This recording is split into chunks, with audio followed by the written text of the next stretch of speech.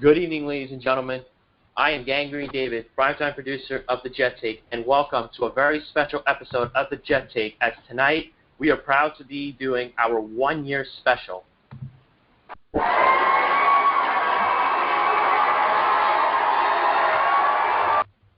Filmed in front of a studio audience. Throughout Continue, the 1 year this podcast has lasted, it has done nothing but rise and gain listeners every week thanks to the hard work of our two hosts who have done a lot to make the show special and amazing for each and every one of you with their fire takes and vast knowledge of not only the Jets, but football in general. Also, we would not get to this point without the support of each and every one of you and the love you guys have given us, and all of us from the Jet Take give you a huge thank you. In regards to tonight's episode, tonight we will be joined by special guest Lorenzo Mauldin, starting linebacker of the New York Jets, as he will talk about not only his experience as a Jet, but also promote his wonderful charity. And now, please welcome our wonderful hosts for tonight's special episode, Ben Blessington and Kyle Fahey. Fitzpatrick takes the snap, drops back, lobs it back right corner. Decker! He's got it! Touchdown! Eric Decker scores, and the Jets have won it in overtime!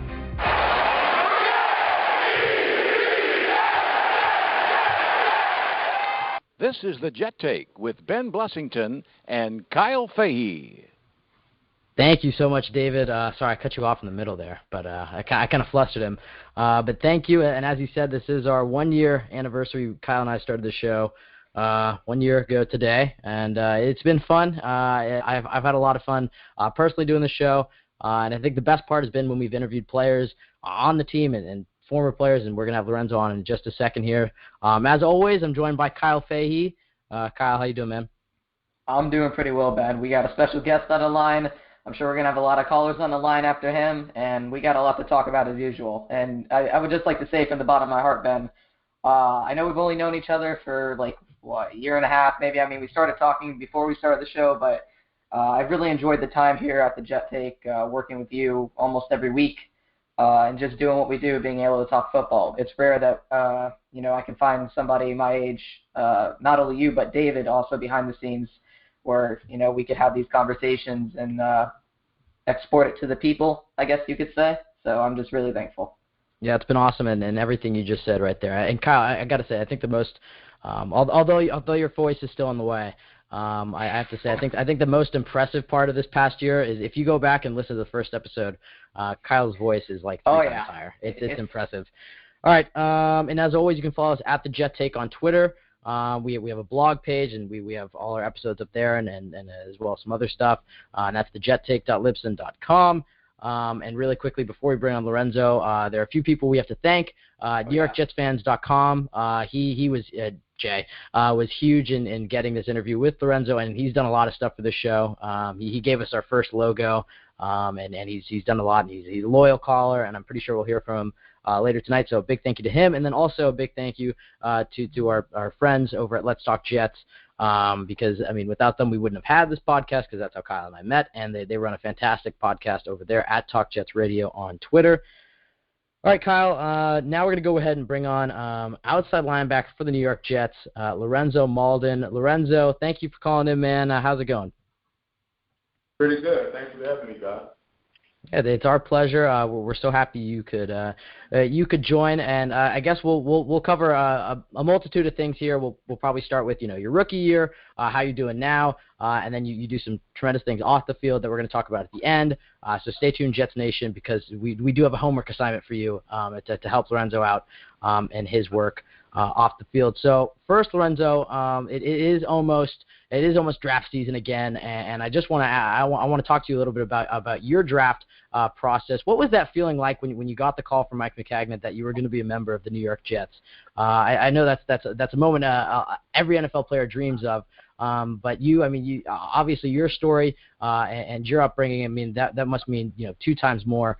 And just tell us what that was like after all that hard work to finally be a member of the New York Jets. It was actually the process was pretty fun. Being able to play in all the the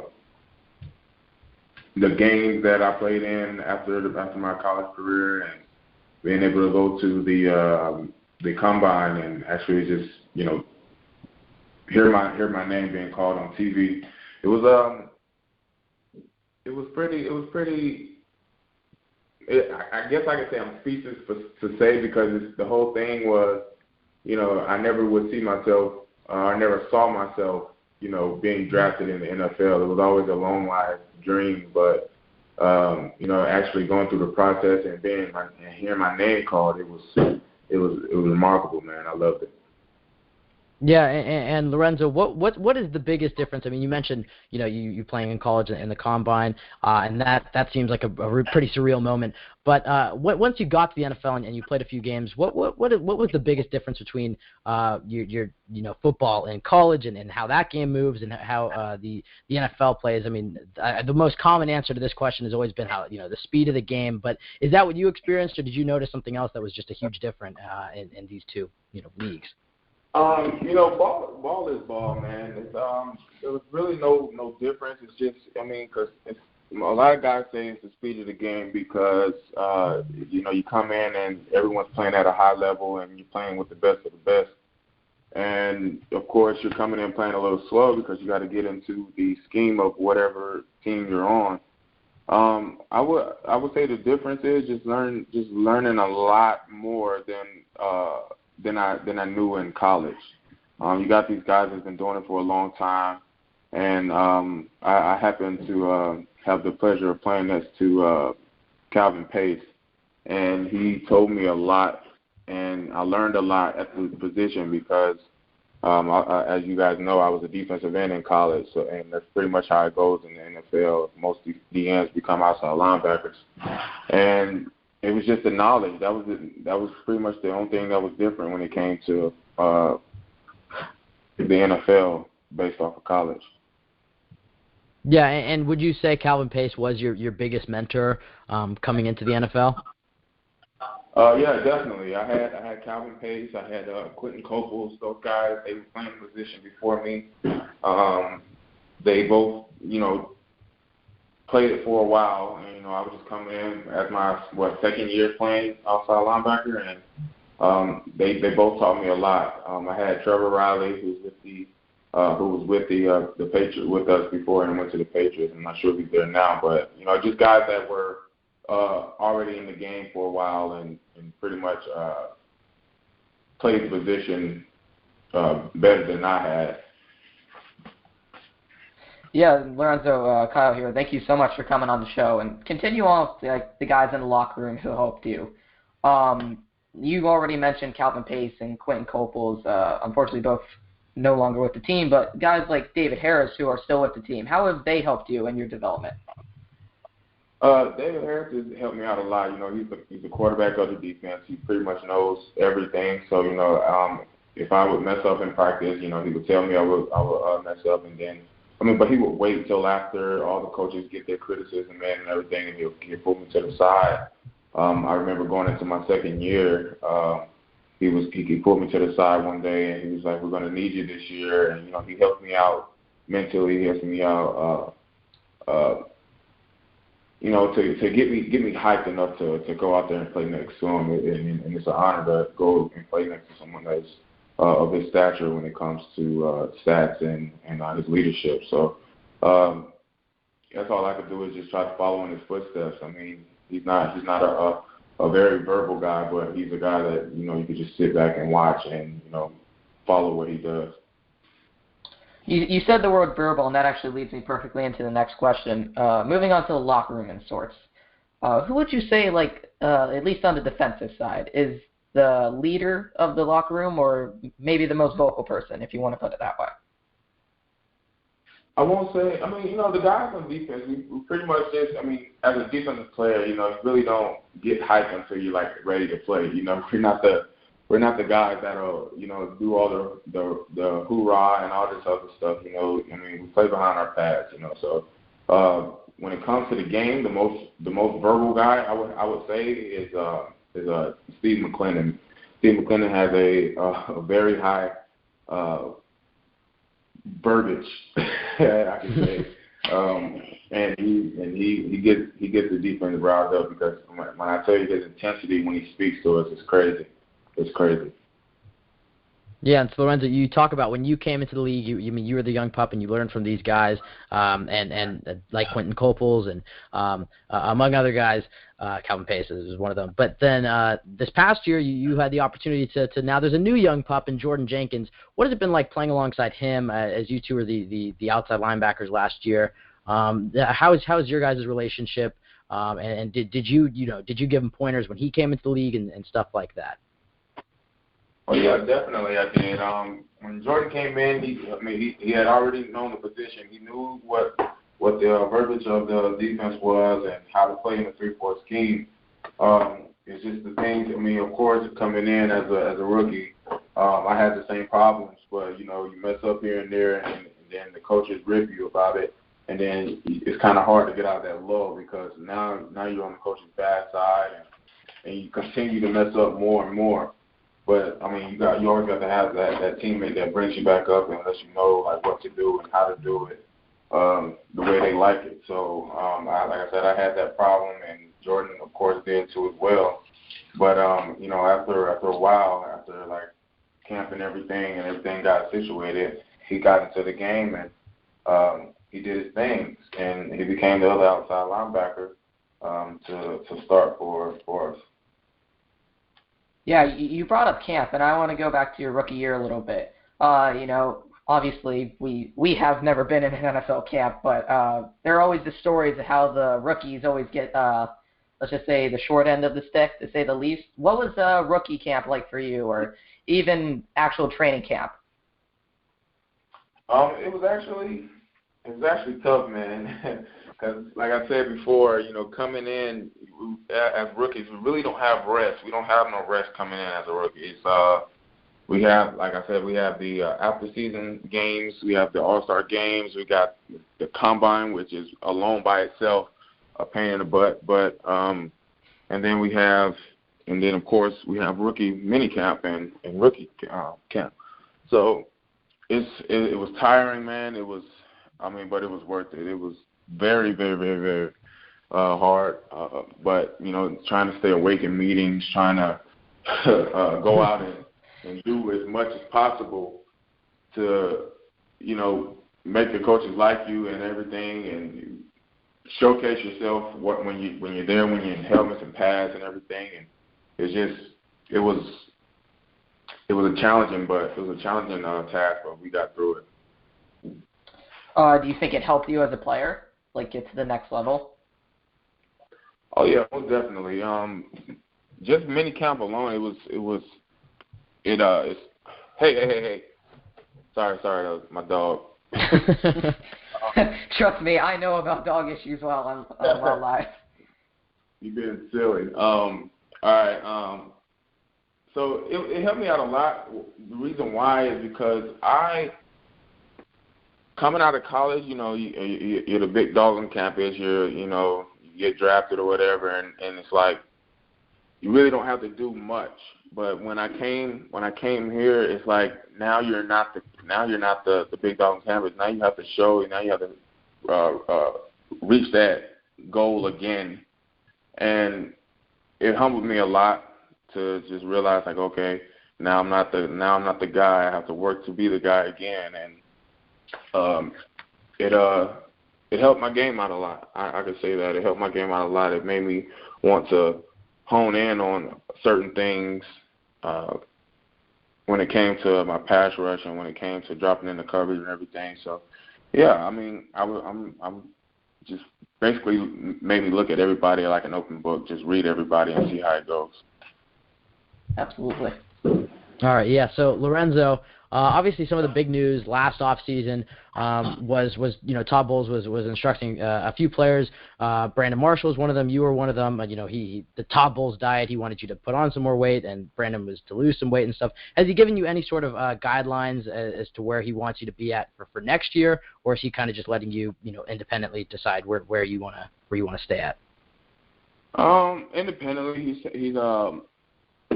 he's letting me choose. But I told him, of course, last year I was playing a little slower than I usually play. I was up to 265, and I talked to him. Of course, we have the XG evaluations, and I talked to him. And I told him I wanted to play at like 258 next year. So this year I will be playing at 258. He told me that was a smart decision or whatever. So I'm going to be playing back at my original weight, and we're going to see where it goes from there. Yeah, in your rookie year, you'd obviously flashed a lot of potential, especially as a pass rusher. This is sort of a fun question, but of the QBs you have yet to hit, is there one QB? I know Tom Brady is probably the number one, but you got a sack on him your rookie year. Is there one QB that you really want to just sack this coming year or even in the future, as your specialty is a pass rusher? Right. Man, to be honest, I don't know if we'll ever play him in the future, but I've always wanted to sack Teddy Bridgewater just because I couldn't touch him in college. Every time I did touch him, I got yelled at. So I would like to be appraised to actually hit my boy one time or sack him one time. Yeah, I believe the soonest they play the Vikings is 2018. So you have one more year after this next one, and then you get to hit Teddy Bridgewater. And so obviously some of the big news this offseason was the Jets brought in linebackers coach Kevin Green, who was an established Hall of Fame player with the Pittsburgh Steelers. He was a linebacker coach in Green Bay, and players like Clay Matthews flourished under him. Now he's come in this year, and his job is to help the young linebackers out, including you and Jordan. How excited are you to work with Kevin Green? What are your expectations for him coming in and working with you?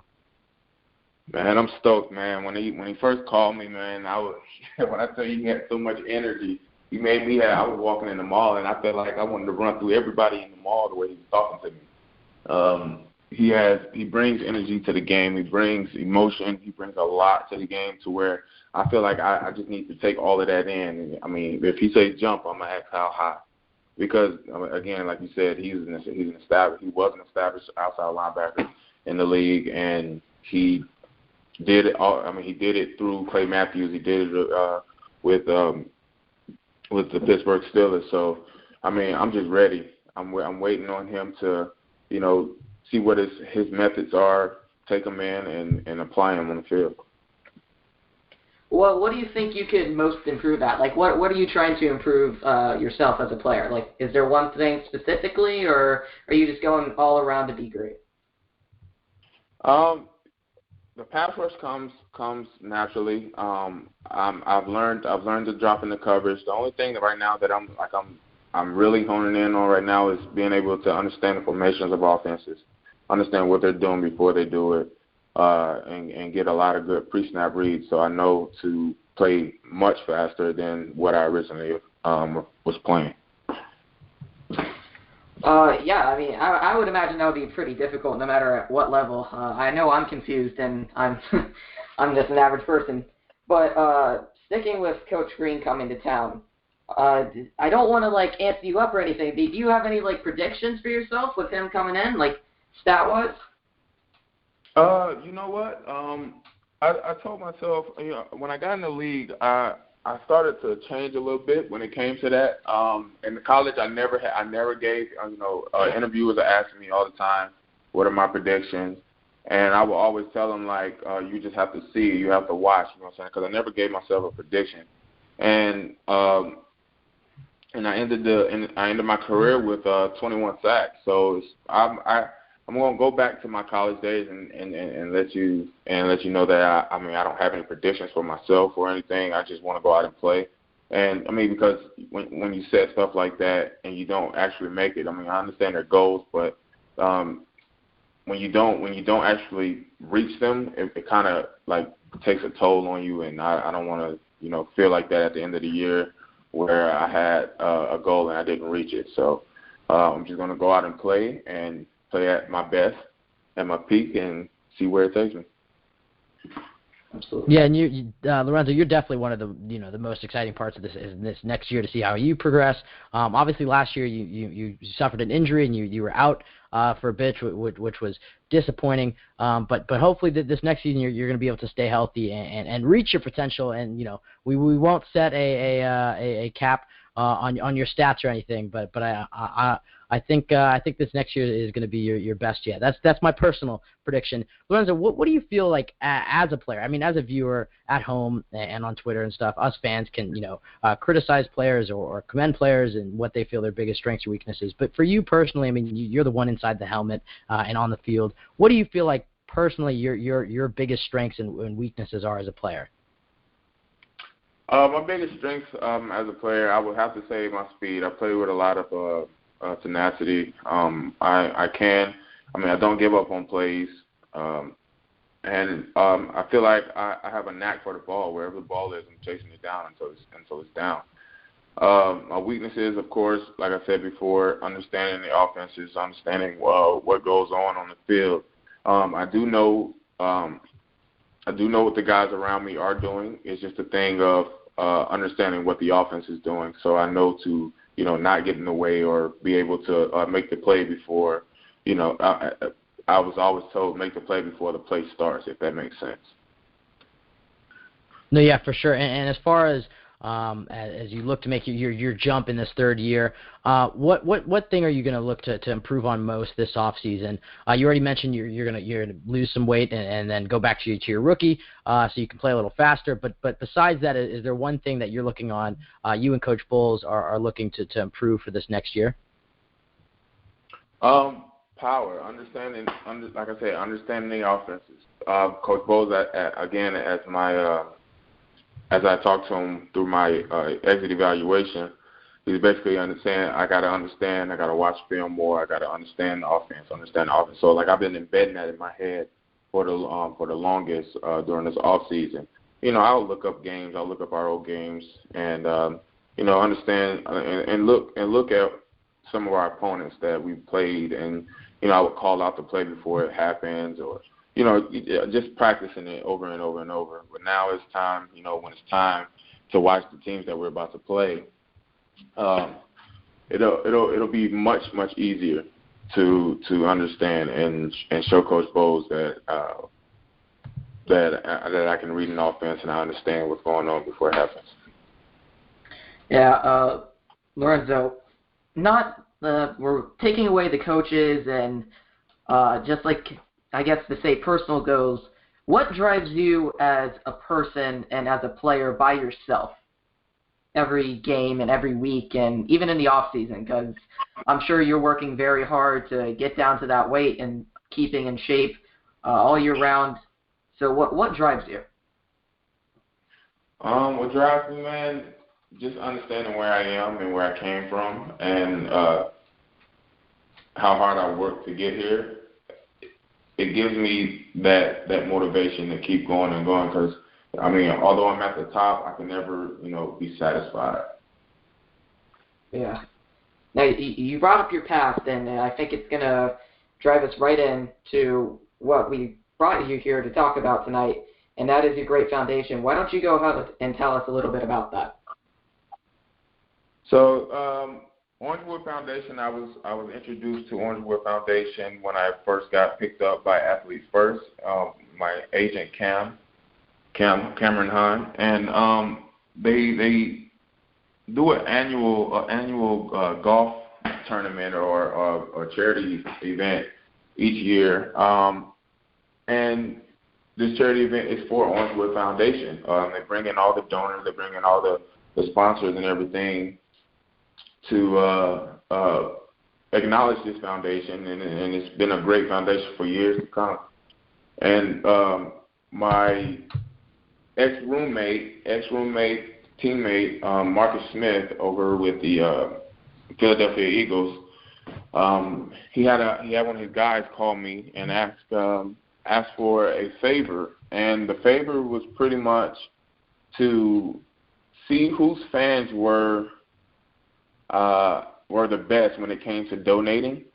And he started this thing where it's his Marcus's foundation, and with my foundation of my choice, since I don't have one of my own, and I chose Orangewood, and Orangewood they acknowledged it, and they said, yeah, they're sure they could do it, and right now I'm currently in the lead, and that just shows that Jets fans are way better than Eagles fans in all cases. But yeah, that's definitely. Yeah.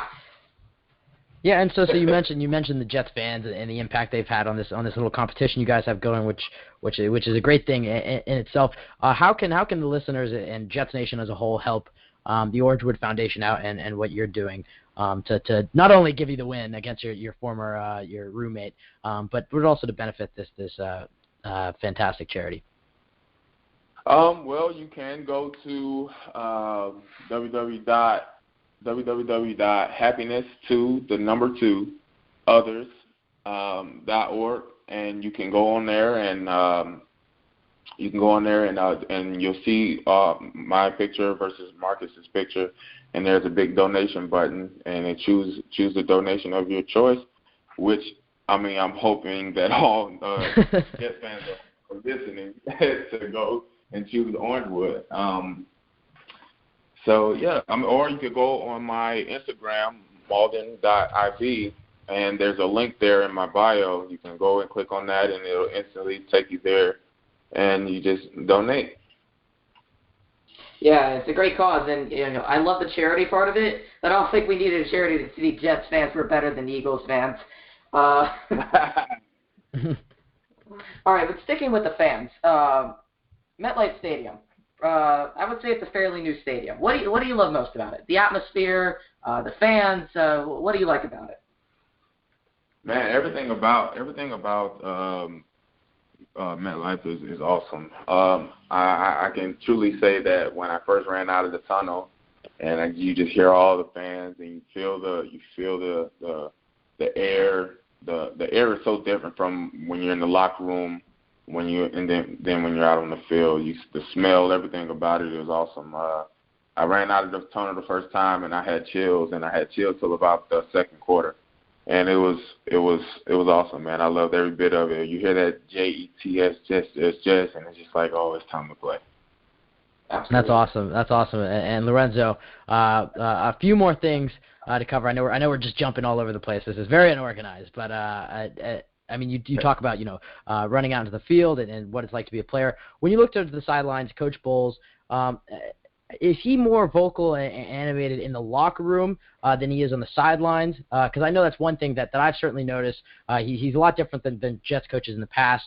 He's very, when the Jets are winning and when the Jets are losing, it's pretty much the same face to at least us. But in the locker room, is he different than that? Does he show a little more emotion, whether that be anger or happiness, or is he more, like what the fans see on TV? It's on and off, but when we're right, the only time he really talks to us is when we're like right about to go out, and he gives us that pep talk, and we get riled up, and he gets riled up as well. You guys don't get to see that part, but he's riled up, and he's always ready to go. But before he talks to us, he paces the floor, he's back and forth, and you never know what's going on in his head. He always has that little small grin every now and then, but you never know if he's serious or if he's like mellow or whatever. So he's a totally different guy in the locker rooms on most days. And how? Yeah, and how has he been as a defensive mentor towards you, coming out of college and stuff? I mean, he's been here. You and him were both technically rookies together, but how has he been? He played the game himself, except he was a safety, and he spent his career being a defensive coordinator and helping young players. So how has he been helping you learn the game and understand the ins and outs? As a head coach, he can't really do too much of one-on-one, it's basically when he speaks, he's talking to the entire defense. But you can say that Todd Bowles knows what he's doing, and he knows the game, and he knows the defense, and he he applies it to us, and we go out and apply it on the field. So the way, he comes to us, probably once or twice a week, and tells us what we're doing on the field before we go out and do it against the team. And we all listen, and like I said, we just go out and do it. Yeah, and Lorenzo, thank you so much for joining us. This has been awesome. And really quickly, I mentioned to you briefly before the show, but I've only been to MetLife one time, and I've only seen you play one time, and it was the Jets-Pats game, which unfortunately was the game you ended up getting hurt in. But there are a few things that you did that stood out, and it's why we watched the game as fans and stuff. The first one was before the game. I think probably the coolest part was just going down by the tunnel and getting autographs and high-fiving players. I got a big high five from you, Lorenzo, so that was pretty cool. But when you guys were in the end zone doing right before kickoff and probably 15, 20 minutes before kickoff or something, I remember you just looking over to the fans there and getting them all pumped up. And obviously that wasn't the high point in the season, but it was really cool to see you still animated and pumped up and ready to play and give us a good show. And it was really nice to see. And then you had a nice game, and then you ended up getting hurt. And then the other thing was after the game, I went to go. I was still getting more autographs, and I was out by the Bud Light thing, and you were walking, and obviously you were limping because you had hurt your ankle, and you were with your family. And even though you were probably in a tremendous amount of pain, I said like good game, Loza, and you said thank you so much, and you waved to us and the fans, and I was like, some players for sure definitely wouldn't do that after a tough loss and after being injured. But that was I have to commend you because I think that's one of the reasons you're a fan favorite is not only your energy on the field before the game and stuff, but off the field you really showed that you're a great part of this Jets community, calling into this podcast and talking to fans and stuff. So I just wanted to give you my thank you for what you do off the field and on the field. Thank you so much. I really appreciate that. I look at it as this: we're all people, we're all human. I don't even like being called a celebrity at the end of the day because, at the end of the day, I'm making ends meet. I worked hard to get to where I am, and I'm here. But at the end of the day, fans are people. It's not. I don't look at it as fans. I call you all friends because we're all in this world together. And nobody's never ever above anybody else. So, you guys are showing so much support to us, win or lose. In last year's case, losing. You guys still showed up at the game, and that showed tremendous effort to praise us even when we were losing. So why not give you guys the same love back? Yeah, that's an awesome philosophy. Lorenzo, thank you so much. Really quickly for our listeners who aren't following you, and if they're not, they should be following you, but on Twitter and Instagram, feel free to give out your social media right now and just so they can not only follow you and keep up with you, but there's also a link to your Orangewood Foundation, and I'll give out that link in a second, although you gave it out earlier. But really quickly, give out your social media so the listeners can give you a follow if they're not already. My Twitter is simple. It's @LozoIV. And on Instagram, it is Mauldin.iv. All right, and we will make sure to give you a follow. And one last time, Jets Nation, you do have a homework assignment. Anything helps. Please go visit www.happiness and then others. 2 is the number .org, and go ahead and donate to Lorenzo Mauldin and the charity he's working with, Orangewood Foundation. It's a great cause. Lorenzo, thank you so much for calling in. This has been awesome, and it's always great when we get the chance to talk to players. So it means a lot to us. We hope you had a good time. Hey, I appreciate it. Thank you for having me. All right, good luck this season, man. Thanks. All right, that was Lorenzo Mauldin, outside linebacker for the New York Jets. Again, thank you so much to him for calling in. And again, as we said at the beginning, thank you so much to Jay from NewYorkJetsFans.com for helping us get this interview. It wouldn't have happened without him. We're going to bring him on in a second. But good stuff there from Lorenzo Mauldin. I have to say, as I said towards the end, he is a fan favorite, and that's the reason he took time out of his Friday night to call into our podcast. and share his thoughts and for this charity and just talk some Jets football. So that was pretty awesome. Kyle, anything you want to add, or you? Take a deep breath. We can be fun. You can exhale. You can exhale. Yeah. Kyle can let it loose. But Kyle, anything you want to add? Lozo's a smart guy. I definitely set him up for the stat thing. Manish Mehta was definitely listening, waiting to write an article of some sort. He definitely had the right answer there. Well, yeah, I think the most interesting part of the interview was that was the question that first popped in my mind when we first got we knew we were going to do the interview was the weight change, because I think that was one of the things that I was against when it first was announced, because he is such a fast player for an outside linebacker, and he's so explosive. There are a few players on the team that when they have the ball in their hands or when they're just on the field, you can feel it. Rontez Miles is one, Lorenzo Mauldin is one, there are a few others. Bilal Powell's another one. They're just so explosive. So I was really hoping to hear what he just said, is that he's going to go back to the weight he was at his rookie year, because I thought that worked well for him. And then he can continue to grow and hopefully get some more sacks. And I think it's going to be a good year for Lorenzo if he can stay healthy. I think Kevin Green's influence, along with going back to his normal weight, should help him. So again, you can follow him on Twitter and Instagram. We'll have that in the bio of this episode, and then we'll also have the link to where you can go to donate. Please, Jets Nation, even if it's only a few dollars or anything can help, and that'd be tremendous. All right, well, we have a jam-packed show tonight. It is our 1 year special. Normally we do them on the Wednesdays, and I know I've missed a few. I've been busy with different stuff. Last week I was on a plane and all sorts of stuff. But we're gonna do it this Friday. Hollywood. Yes, I know. I'm a celebrity, Kyle. I got to go around. Lozo might not think he's a celebrity, but I know I'm a celebrity. I'm just kidding. So yeah, we will be back this coming Wednesday for those that are curious, and we should be staying there. And hopefully things will not come up in our schedule that'll mess me up. All right, let's go to our Ben. David, David might have to help me out because I know he's been waiting patiently. David, what does Ric Flair say? Limousine riding. No. Oh God. Yeah. That's Ben.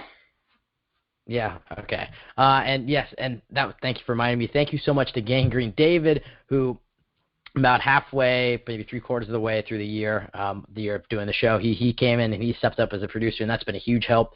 Live tweeting and uploading the episodes, and helping out with the show plans and whatnot, and just really being involved. And we'd like to thank him and for his little opening monologue there. I cut him off there. I thought I was on mute, and then all of a sudden I realized it was not. Ben has jokes. Well, he played the laughing soundbite, and I was like, oh, we're in front of a live studio audience. But I thought I was just on mute, and I was like, then he stopped and he got all flustered. But thank you so much to David. All right, let's talk some Jets football. So we're going to go ahead and bring on the man that we just talked about, Jay from NewYorkJetsFans.com. Hey, there he is. I have to get a soundbite. Hold on, Jay. Don't say anything. I know I just unmuted you. There it is. So please welcome Jay from NewYorkJetsFans.com. I'm a boss. I play the shot. I call the club. We in this. All right. Well, we'll just stop it there. Jay, how's it going, man? What's up, guys? Happy birthday. Thank you. This is our show's birthday. And Jay, how are you doing, man? Well, I haven't personally talked to you in a long time. But again, as I said earlier, thank you so much for helping setting up this interview. I know you went to the Devils game with him a few days ago, and that's really where this all happened. So thank you for helping us out there. Yeah, that was a lot of fun at the Devils game. We, it's fun to be able to sit down next to Lorenzo, and you get some of the the off the record talk going on. You talk football all night, and we were at at the Devils game. It was good. I've been sick ever since. I've been in bed probably for the last 3 days. It's been a rough few days for me, but it was cool. That was that Lorenzo came on the show, and you guys got a nice long interview with him. I think that was. You guys did a really good job there, getting some good insight, and I think the fans probably really liked what was, some of the things that he said. Also, I noticed that got a couple donations that came in while he was on the air, so that's always a good thing too. And hey, yeah. Jay, another way you're tied into this. I'm wearing my Lozo shirt. I don't know about that. Yes, I am. Oh, yeah. I had to do it for the good luck. I am repping. I wore it all day today, so I had to do it. Yeah, I saw that on Twitter. That's awesome, man. We have some new stuff coming out pretty soon. that we've been working on. Obviously, I know everyone saw the Quincy Nuno and Robbie Anderson shirts we have coming out, and we're working with Deion Simon on a bunch of stuff. And then, Lorenzo and I were talking some new things for the year. And, I'm not ready to announce it yet, but you guys are going to be big fans of what we're working on now with Lorenzo and Jordan Jenkins and some other guys that we haven't worked with before yet. So some good things coming out. Yeah, it's good stuff. And before we start talk about some Jets, I know you introduced the Mr. Jet. That's your kind of your new mascot and stuff. So I'm glad things are doing well with the site, and we're excited. We're going to be excited to promote some of your new stuff when it does come out. But let us know, Jay. We're waiting in anticipation. You know where our DMs are. I'll definitely let you guys know in advance for sure. We have.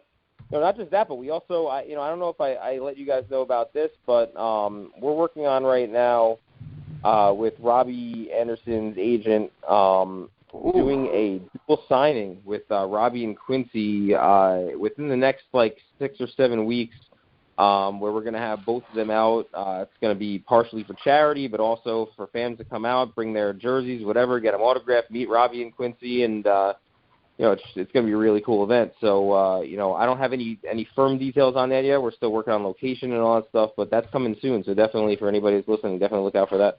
Hey, Jay, please put it in Florida. Please, just no. Kyle, why would that? No, it's New York. Robbie lives right by you in Florida, doesn't he, Kyle? And why don't you go out to that Under Armour store and go see him? I'm not gonna go down there. Kyle's a recluse. He just stays and watches NFL draft film. That's a nice segue. And Arrow. Oh, okay. He's got some Netflix in there. Jay, let's talk about some draft stuff here. Again, as I said, we haven't talked in a while. Where are you in terms of what you're looking at for the 6th pick? Is there a guy you're wanting above everybody else at 6 recently? This is smoke screen season, so you're going to see the Jets linked to every player.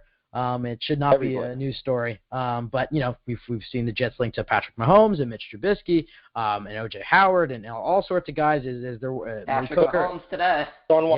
Name the first 25 guys that are going to go off the board, and the Jets are linked to every single one of them. Yeah. But Jay, is there a guy you're really eyeing, and that at this point in the process you're wanting more than the next guy? It's funny because the way draft season goes and the way these mock drafts, I don't get involved in all these mock drafts because to me it's just it's so pointless. It's you have no clue what's going to happen. It could people could trade down, trade up. When everybody first started talking the draft, maybe a couple months ago, and I had a couple ideas. I wanted to go maybe cornerback or safety, start to repair that, that busted defensive backfield that we have. But as we've gotten closer, and I was very much against this at first, but then I started thinking about it, and I was thinking, maybe there's, it's not such a bad idea. I kind of like O.J. Howard. And, I don't really love the idea of going tight end with the number 6 pick, but from everything that I've read about this guy and everything that I've heard, if you can get a guy that's going to be, that's going to not only help your offensive line but also help your passing game, it's intriguing. It's definitely intriguing. I like Hooker. I would be fine with that. There's about 7 or 8 players I think that if they drafted, I would be okay with. So I'm really just excited to see at the end of at the end of the day on Saturday, the stockpile of guys that we have coming in. From what everyone says, it's such a deep draft. We should get, and with the 4 guys that we have in the first 3 rounds, I think that we should really be able to, hopefully get 4 starters out of that. And if we can, then we'll be in really good, pretty decent shape. Yeah, right. And I know Kyle's waiting in anticipation because we're talking about the draft. He's very excited. But Jay, let's actually start with your O.J. Howard thing because I have a few points on this. For me personally, when we're talking about taking a tight end at 6, well, actually, let me back up. I think Maccagnan has made it very clear that he wants to take the best player available, no matter who that is. Meaning, if another defensive lineman falls to the Jets, then he could take him. Oh God, please. You can't take a defensive line. If they take a defensive lineman, I'm going to lose my mind. Watch me. Jay, how about this? If Myles Garrett falls to us, would you take him? No. Ooh, really? We already have like it's ridiculous already. How many defensive linemen how many times are we going to draft a defensive lineman? Well, he's like a Pro Bowler as a rookie. Look, I get it, but that's what everybody was saying about Leonard Williams too. We have Leonard Williams, we have Mo Wilkerson, we have McClendon, we have we have Deion Simon. I mean, taking a defensive lineman in the first round again, it's almost like, it would almost remind me of like what the Lions did when they kept drafting wide receiver after wide receiver after wide receiver in the first round, in the 90s. I mean, it's just, eventually it to me it's like, I get the whole best player available, but you also have to, fill a roster out. And, you already have Sheldon Richardson, who's, everyone's saying you're going to trade him. He's still on the roster. And, so what, now you're going to take another defensive lineman? That would be crazy to me. I would not take Myles Garrett. I would understand that he's the best player available, and, that's Mac's philosophy. But, I would not personally like that at all. All right, let's talk about O.J. Howard, because you brought him up. And I'll tell you, as a person who's watched a lot of film on O.J. Howard and a lot of film on Alabama, just between guys like Reuben Foster, Cam Robinson, like we said, O.J. Howard, Marlon Humphreys, the talent goes on and on and on from there. O.J. Howard is a top 5 player in this draft. I'm not going to lie to you. He's a very, very good tight end. Like you said, he can be an inline tight end, and then he can go and be Jordan Reed with the ball in his hands. I mean, he's a sensational player. And I agree, if he's sitting there at 6, I think you have to highly consider him. Even with guys like, even though I'm not that big of fans of him, and I don't think we should take him, Marshawn Lattimore and Malik Hooker could also be sitting there, and even Jamal Adams. So the options are hopefully weighing on Mike McCagnon's mind right now. And I think it's going to be hard to screw this one up, honestly. We've been hearing a lot of quarterback rumors, to segue. Mitch Trubisky, we had a visit with him a couple days ago. Rumors today swirling around that the Jets are, quote-unquote, highly interested in Patrick Mahomes. Right. Two guys that every quarterback. Yeah, I mean, due diligence.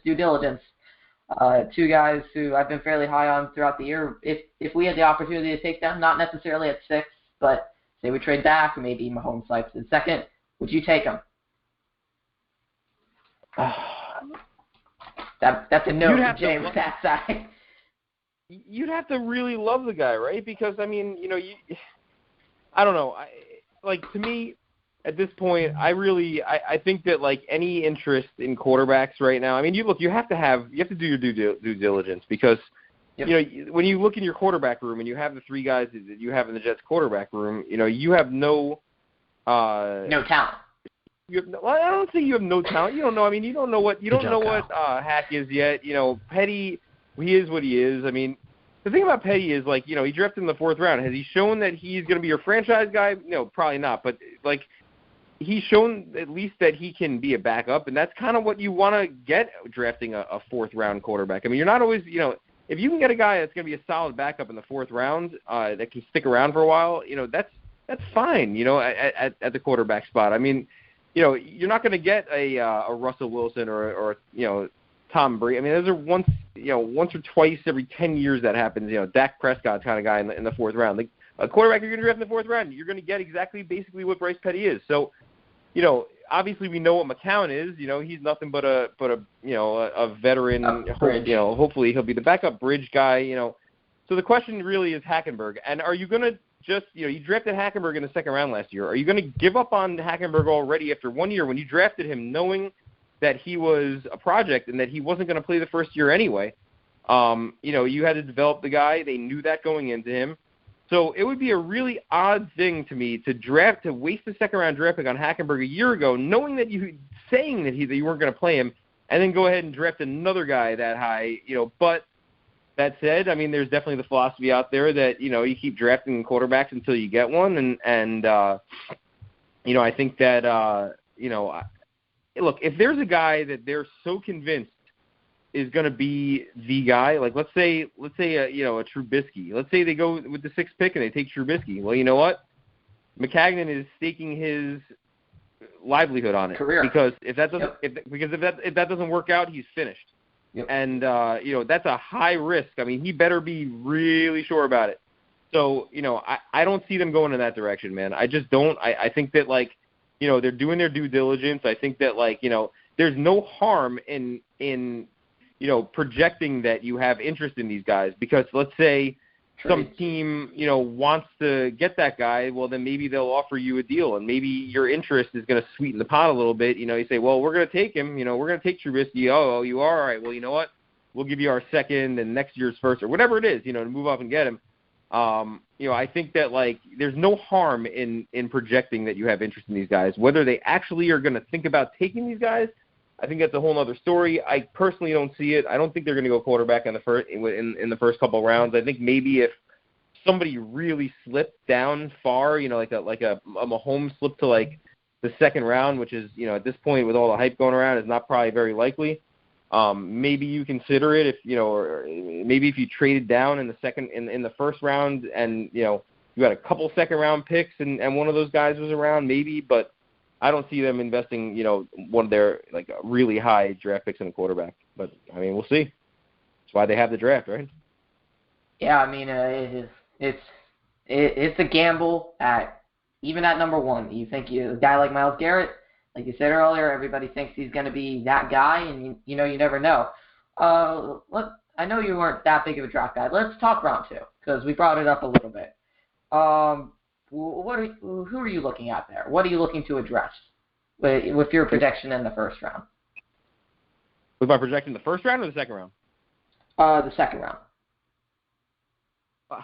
Again, this is I don't go too crazy with the projections of where I want to go. I mean, you can't really answer that till you see what's available in that spot, So I'll give a good answer to that probably 3 picks before we pick in the second round, looking at who's available. Kind of like when I do my fantasy drafts, right? I mean, I go in there with a strategy in my head, and then inevitably somebody drops me that I can't turn down, and I wind up taking him, and then the team that I think that I'm going to have, going into the draft, I wind up leaving with a completely different team because of who was available. So,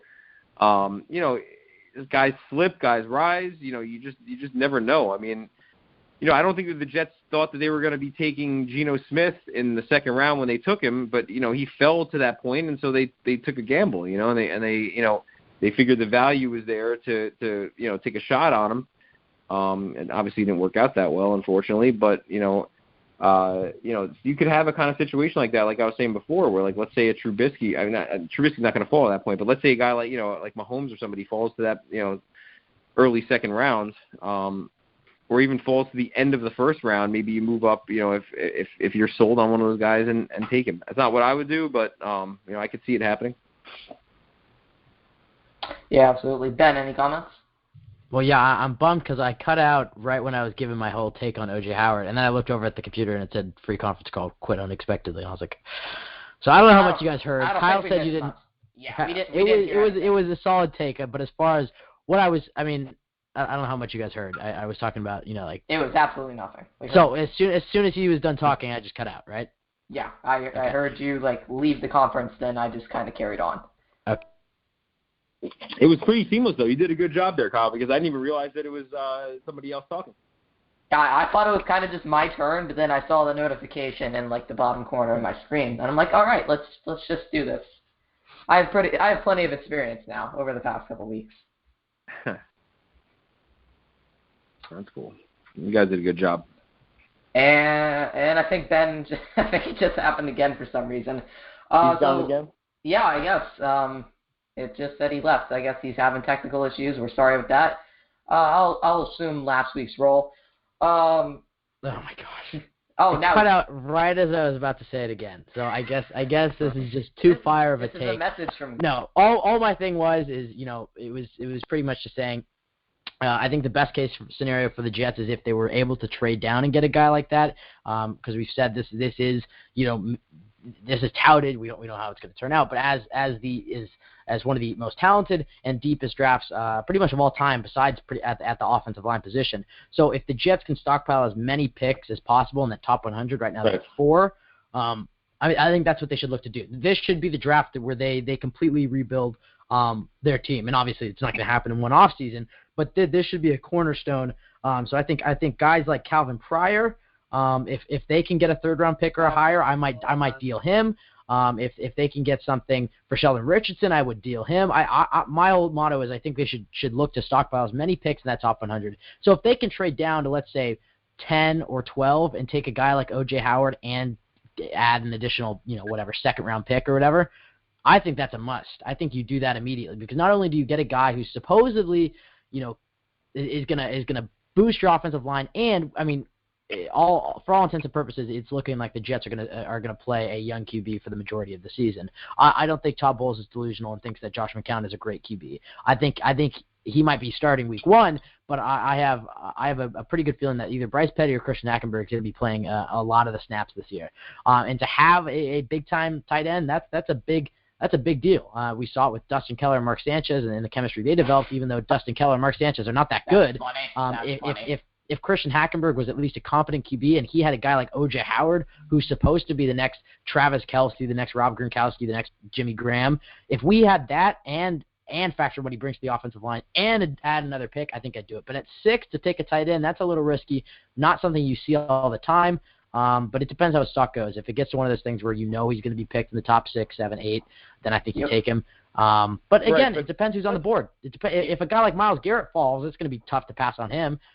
So you never know. Hey, you ready for some? Let's go.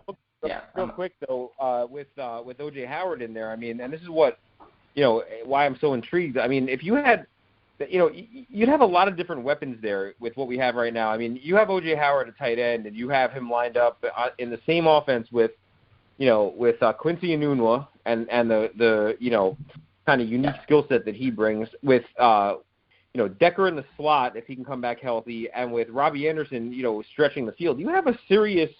You have some serious weapons there. It's not a slouch offense. It's like I know everyone's talking about how we're kind of like, bottom end talent, and how like everyone's projecting like 2-14. I don't see it because, if you look at like our defensive line, we have a damn good defensive line. You look at our linebackers, our young linebackers between Jenkins and Mauldin and Lee, and you have David Harris coming back, who's not fastest in his old age, but he can still play. And if you can rebuild the secondary, and you have that offense I was just talking about, with Bilal Powell getting a majority of the reps and sprinkle in some Forte and everything.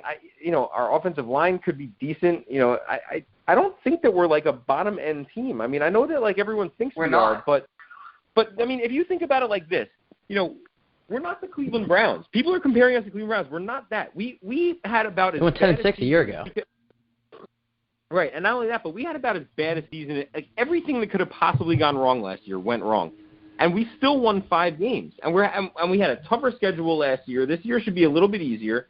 Not much easier, but a little bit easier. And and then you look at like, not just the talent that's on the team, but like what we could bring in, through the draft and everything, and just the fact that like they shed the weight of all those veterans that were really kind of not producing last year. I mean, what did we lose from last year to this year that was really, contributing, besides maybe Brandon Marshall, who, also led the league in drops and only caught about 700 yards.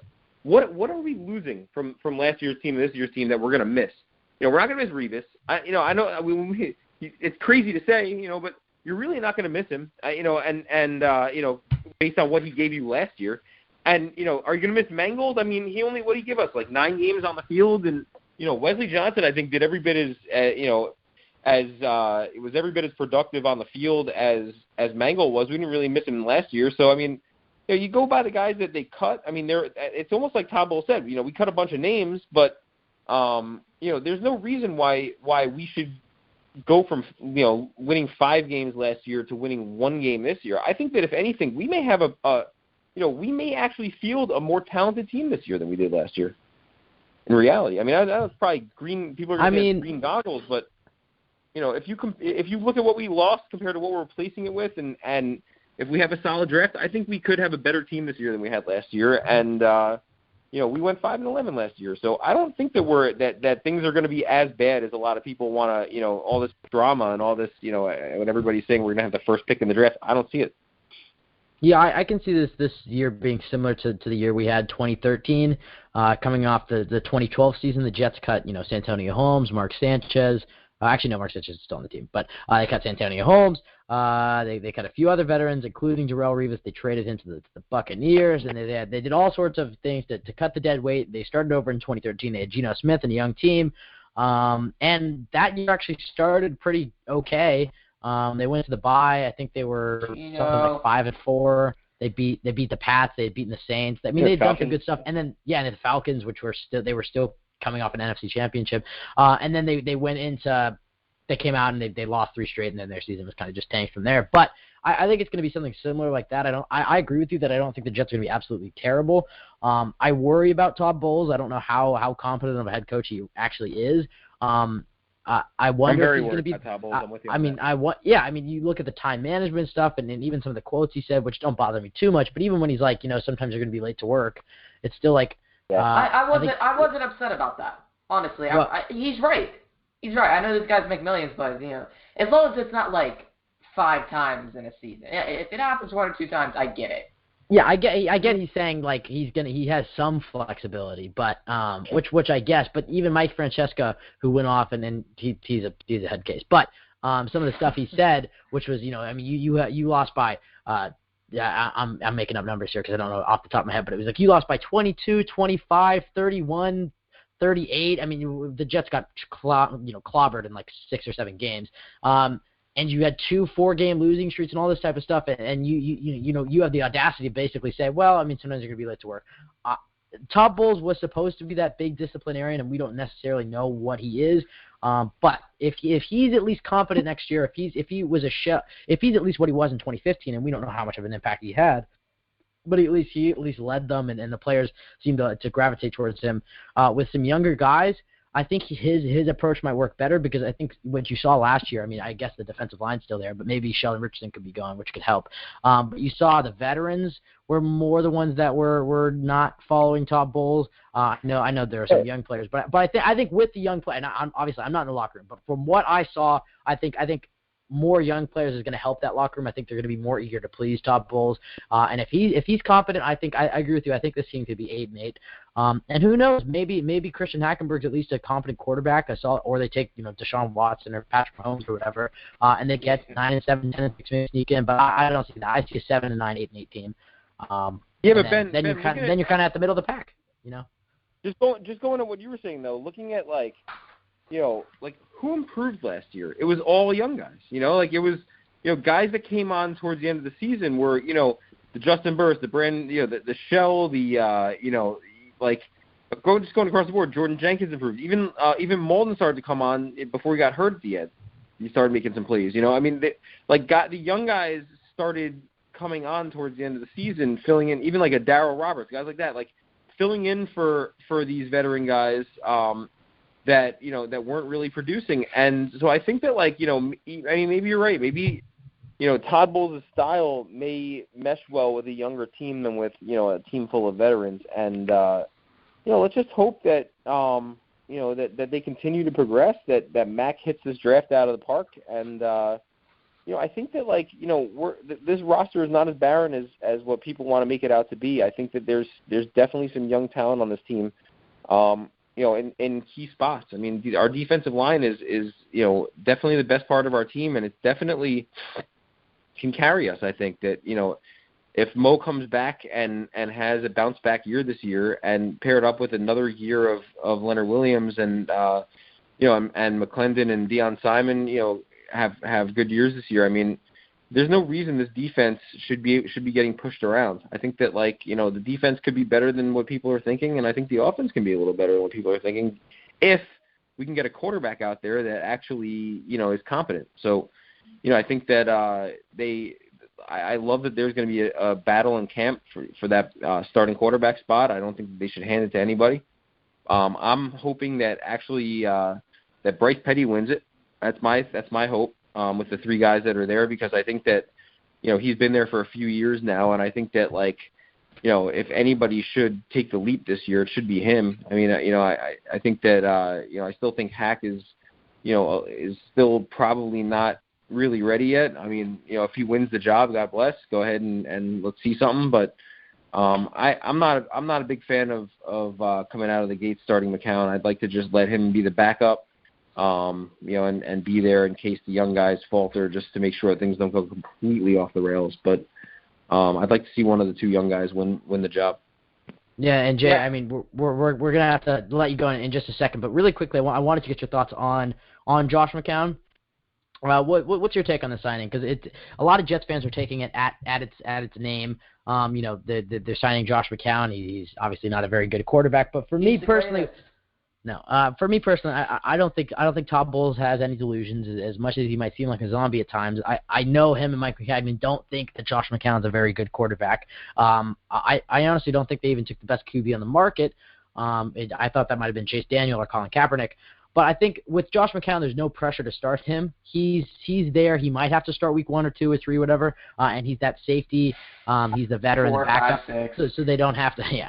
So they don't have to enter in with 3 rookie QBs or something, practically rookie QBs. I think they just took him because he's so mediocre and stuff that it's just that it's going to be okay that they're going to play the young guys. He's just there to be the safety valve. I don't think that they envision him as the future quarterback, given that he's 37. So I think he's a mediocre veteran guy. They bring him in. He'll give his wisdom to the young QBs. Not much that he's had. But I think for the most part, it's going to be the Christian Hackenberg / Bryce Petty / Trubisky, Watson, Mahomes, possibly show for next year. That's my take on it. What's your take on the signing? You know what I think that he was brought in to be is basically exactly what Ryan Fitzpatrick was brought in to be when they brought him in. Was basically just a veteran, smart voice that was not going to be, a problem in the locker room and stuff like that. Now, obviously, that plan went off the rails when Geno Smith got punched in the face and Fitzpatrick was elevated to be starter, and then he threw for 31 touchdowns. So that was another story for another day. But I think McCown is brought in because, he's the anti-Cutler, Kaepernick, a guy that's going to be dominating headlines. He's just brought in because, everyone's saying he's a great guy in the locker room. He's, I know it's cliche, but it is what it is. He's not going to come in. He's not going to, it's not going to be a circus. It's like, he'll be there to fill in or patch things up when if the young guys can't get it done. But at the same time, you're not gonna have to worry about a bunch of nonsense on the back pages and everything. I'm totally fine with McCown. I think that it's exactly what they should have brought in, and bringing in one of those other guys just would have been a circus. And for a young rebuilding team, you don't need that. Yeah, I completely agree with you. Fortunately, we have a lot of callers to get to. But Kyle wants to chime in here, so Kyle, fire away. I just want to say, Ben, the point you made earlier, the Jets brought him in because he's mediocre. How great of a job do you have where you can get paid, $6 million? Is that what he got? To be the best bad available. That's just phenomenal. I just want to point that out. That's all right. Well, Kyle and I will talk about that in a second. But Jay, really quickly, go ahead and give out your information. You're one of our favorite callers to talk to, as evident by your theme song. And we look forward to hearing from you again. But really quickly, give out your social media and your awesome website, which has some new things coming soon. Yeah, so we're just the website just nyjetsfans.com, nyjetsfans.com. And we're on all of the social media, Twitter, Instagram, Facebook. That's at JetsFan Media, JETSFAN Media. So, check us out. Give us a follow. We have some awesome things coming up, and looking forward to another year of Jets football. Amen to that. Jay, thank you so much for calling in. We'll make sure to tweet out your information. Good stuff as always, and hope to hear from you soon, man. All right, thanks, guys. Thank you. And that was Jay from NewYorkJetsFans.com. We're going to keep moving. So many interesting things in this show so far. Interesting takes. Ben, we didn't get your O.J. Howard take in full. Why don't you go ahead and give us that? Then I'll give you a sneak peek at my mock draft, which is going to come out whenever we're done with the show on Draft 'em. Draft officialdraftem.wordpress.com for those who are wondering. A shameless shout out at officialdraftem on Twitter. Well, I pretty much said everything I wanted to say about OJ. I'm pretty sure you guys heard all of that. I mean, I think he's one of those guys where I am intrigued by him. I think he's a very talented tight end, especially coming from Alabama. It does worry me to take a tight end at 6 because, you look at the players you take in the top 10 of the draft are supposed to be your franchise cornerstones, your guys who are going to sell the jerseys, your guys who are going to put up the touchdowns, who are going to win and lose you games. And the risk reward for a tight end is kind of low. I mean, a very good tight end. If we are I don't know taking, about that. Well, let me put it like this: if we are taking Rob Gronkowski at 6, I'm doing it. Perfect. That's a good addition. But there's also the likelihood that he probably won't be Rob Gronkowski. I mean, maybe, who knows? He'll be better. Well, okay. But, I mean, for the most part, he probably won't be. Maybe he's a fantastic tight end, but looking at the Jets QB situation, who knows? So I think that he's one of those guys that his ceiling is high, and I know he has a pretty high floor as well, but it's like, would you rather take a guy like Leonard Fournette, who might be a little more risk, but the risk-reward there is like, if Leonard Fournette is what he was hyped up to be, where he's putting up 250 yards a game in college, it's like you get that as a running back. A guy, I know he's not going to do that in the NFL. I'm just saying that Leonard Fournette that we saw in college. If you're getting that from a running back, a guy who is integral to team success to a point, I don't know. So my thinking is the Jets need to acquire as many picks as possible by trading Sheldon Richardson and maybe Calvin Pryor, but also maybe by trading down. But if they can trade down and get O.J. Howard, I'd do it.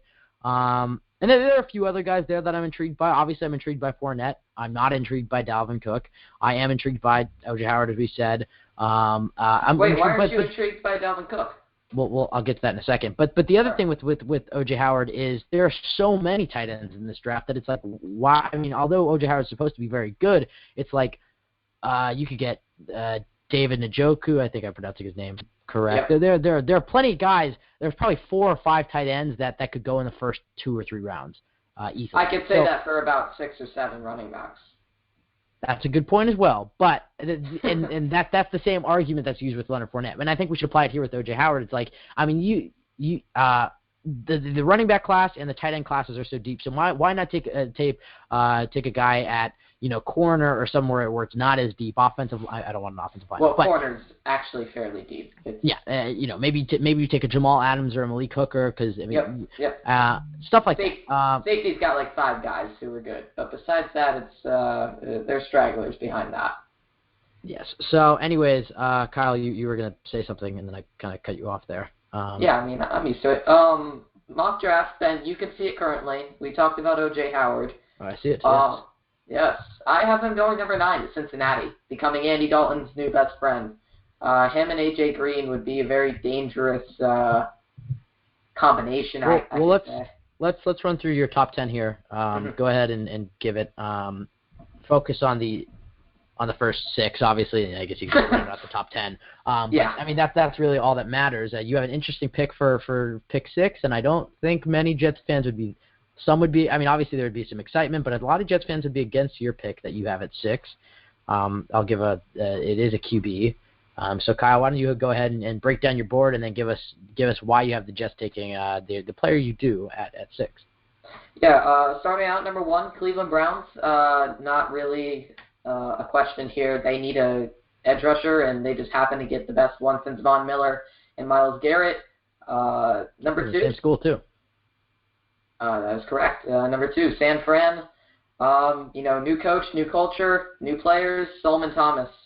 They need a pass rusher. They need a difference maker on the defensive line. DeForest Buckner. Don't know how he's looking right now. Definitely not worth where they took him. So they're definitely looking for something up front to definitely help out Navarro Bowman. I think they're going to re-sign Gerald Hodges. I think I read that rumor. Their linebacker core is pretty good, so they just really need somebody up front. So Solomon Thomas is the guy. Number 3, Chicago. I'm going to take Jamal Adams, strong safety from LSU. They need a playmaker back deep. I think they need corner more than they necessarily do safety, but I don't think there's really a corner worth the top 10 in my mind. So definitely won't take one at 3. Number 4, stupidest franchise in the NFL, in my opinion, Jacksonville Jaguars. they'll take Leonard Fournette. Whoa, shots fired. Yeah. Am I wrong? I mean, seriously. Browns? Nope. I mean, I think the Browns have done a solid job rebuilding so far. Yep. But I say that I don't know. If The you Jaguars. hire Tom Coughlin, you're stupid.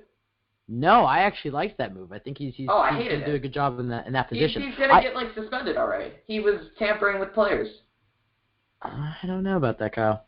Did you read that article? How he was? No, I did read the suspicion there, but I don't think Tom Coughlin's going to get the big hit there. So somebody else will take the fall there. Believe me. Yeah. I mean, that's how everything works nowadays. Number 5, Tennessee Titans. They need a playmaker in the middle of the field. They're going to take the best linebacker prospects since, in my mind, Luke Kuechly and Ray Lewis. He's up there with them. I did a film breakdown. You can check that out on my Twitter at Kyle Fahey NFL. And then number 606. How long ago was it? 2 years? We're in this exact same spot. I'm going to go Mitchell Trubisky, quarterback, North Carolina. Also did you weren't muted that time, and I'm pretty sure you know that. Then let's have a debate. What don't you like about it? There we go. We found the sound right. All right. Good job, David. What don't you, and David, don't ever do that again, first of all, without warning, because that almost blew up my eardrums. No, David can do whatever he wants. Except interview. What don't you like about Mitchell Trubisky? I think he's okay. For me, I mean, my position on the Jets taking quarterback is very similar to what Jay said. You know, you take a guy like Bryce Petty in 2015, and then you take a guy and Christian Hackenberg in the second round in 2016. So are you really going to basically give up on both of them, and then you're bringing in another rookie QB at a time where the Jets obviously need a franchise quarterback, but they have a lot of other needs. For me, I don't think Trubisky's my top QB. I did a mini film review. I'll probably do some more as we're getting really close to the draft. I think we're only a few weeks away now. For me, my top QB, I think he has a lot of positive aspects. I'm a little nervous to take another QB at 6. It feels like the Jets are just you take Bryce Petty, then Christian Hackenberg, now you're going to take Trubisky. It's just it's an endless cycle, and that's the Jets right now should focus on building the team. If they really love Mitchell Trubisky, then they should go ahead. And although let me pull up your mock draft again.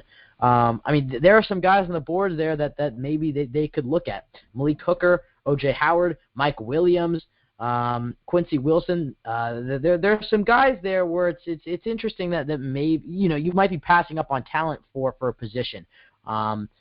If the Jets brass doesn't believe in Christian Hackenberg, then maybe you go there. For me, my top quarterback right now, and again, I have to do some more film. I swear if you say Deshaun Watson, I swear.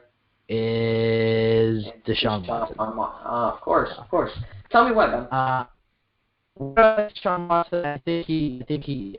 First of all, before we get into any of his personal what he accomplishes, you have to look at what he did on the field. And although Clemson is a very talented program, it does say something about the kid that he has that it factor to go in and beat the best team in all of college football in the national championship on a last-second pass.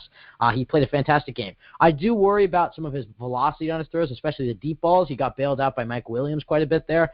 But he's very athletic. He throws. Trubisky is just as athletic. All right, Kyle, hold on. Don't get defensive of your boyfriend here. Let me just give my thing. So first off, with Deshaun Watson, he has it. He has a nice size. I believe he's 6'4", 6'5". I think he's probably the most pro-ready quarterback out of all of them. I know Mitchell Trubisky maybe can take that, but you look at Mitchell Trubisky playing for UNC versus Deshaun Watson playing for Clemson. They're two different programs. I do like what Deshaun Watson did. I think he's an accurate passer. He does have a strong arm. It's just on the thing that worries me is his velocity on the deep throws. That's my biggest worry for him. However, I'm not saying the Jets should take Deshaun Watson. Just right now, for me, I'd probably say he's the top QB. But again, Kyle has done more film study than I have at this point. I generally save my film towards the end when we get really close to the draft. So probably this next week and the week after, it will be a lot of quarterbacks film study versus the running backs and some of the defensive guys. But for me, at the quarterbacks, what I've watched, I like Watson. I think Kaiser is also a solid project. I think he has some very positive traits, and he had a solid pro day. Pro days Trubisky's just kind of a really meh anything. pick for me. I'm scared of the 1 year starters. He's like the Blaine Gabbert where he comes in, he plays at UNC, he's okay. It's not like his team is winning and beating a lot of talented teams. But they he played looks Stanford okay. But pretty well. He played. Yeah, they did. But he plays 12 games and now he's going to lead an NFL franchise and be picked top 6 overall. It's I don't know. I'm scared of those type of players. At least with Deshaun Watson, you have that continuity. You have multiple years of game tape to see what type of player he is. With Trubisky, you don't really have that. I'm more confident in Deshaun Watson right now than I am in Trubisky. I think he probably has the higher ceiling. But that's just my humble take. Take it with a grain of salt because my opinion might change in 2 weeks. But as of right now, Deshaun Watson's the top one. Kyle, we should get to some callers here because it's 6:20 and we have quite a bit on the line. So the first call, and we're just going to go in the order they called in. We promise everybody's going to get their time. We'll go with so that was Kyle and I's little rant for about the QBs. But let's go ahead and bring in a caller. This is one of my favorite callers, Alex. How's it going, man? Shout out Drafton. That was not me calling that sound, right? Yeah, wow. All right. David with the sound bites. All right. Alex, how's it going, man? How we doing? We're happy doing good. 1 year, guys. Hey, thank you. As Jake said, it is our birthday, so it's pretty fun. Oh God! Oh my God! Yeah. So Alex, I know you and Kyle do some good work on Draftum. So Alex, you're probably one of the more knowledgeable callers when it comes to some draft stuff. So and again, I haven't talked to you in a while. So how are you doing in that number 6 pick? Who are you looking at that you want the Jets to take? And then we'll go into some later rounds. And then we also have some. I'll give it. We'll save this for down the line. But I have some player battles that you're going to choose who you think would fit better with the Jets. But for right now, let's talk about who you want at the 6th pick. Is there a guy that's standing out above the rest right now? Currently, at the moment, I believe my number 1 has been and still will be Jamal Adams. I just love everything about the kid. The more and more I watch the tape, the more things I see on him that really, really just pop out to me. His versatility, not just being a safety, being a defensive back in a whole. I think he's everything that you would look for. You can use him in the nickel, and he can play corner inside. He can play single high. He can play double high safety. He can come down into the box and give you a strong safety presence.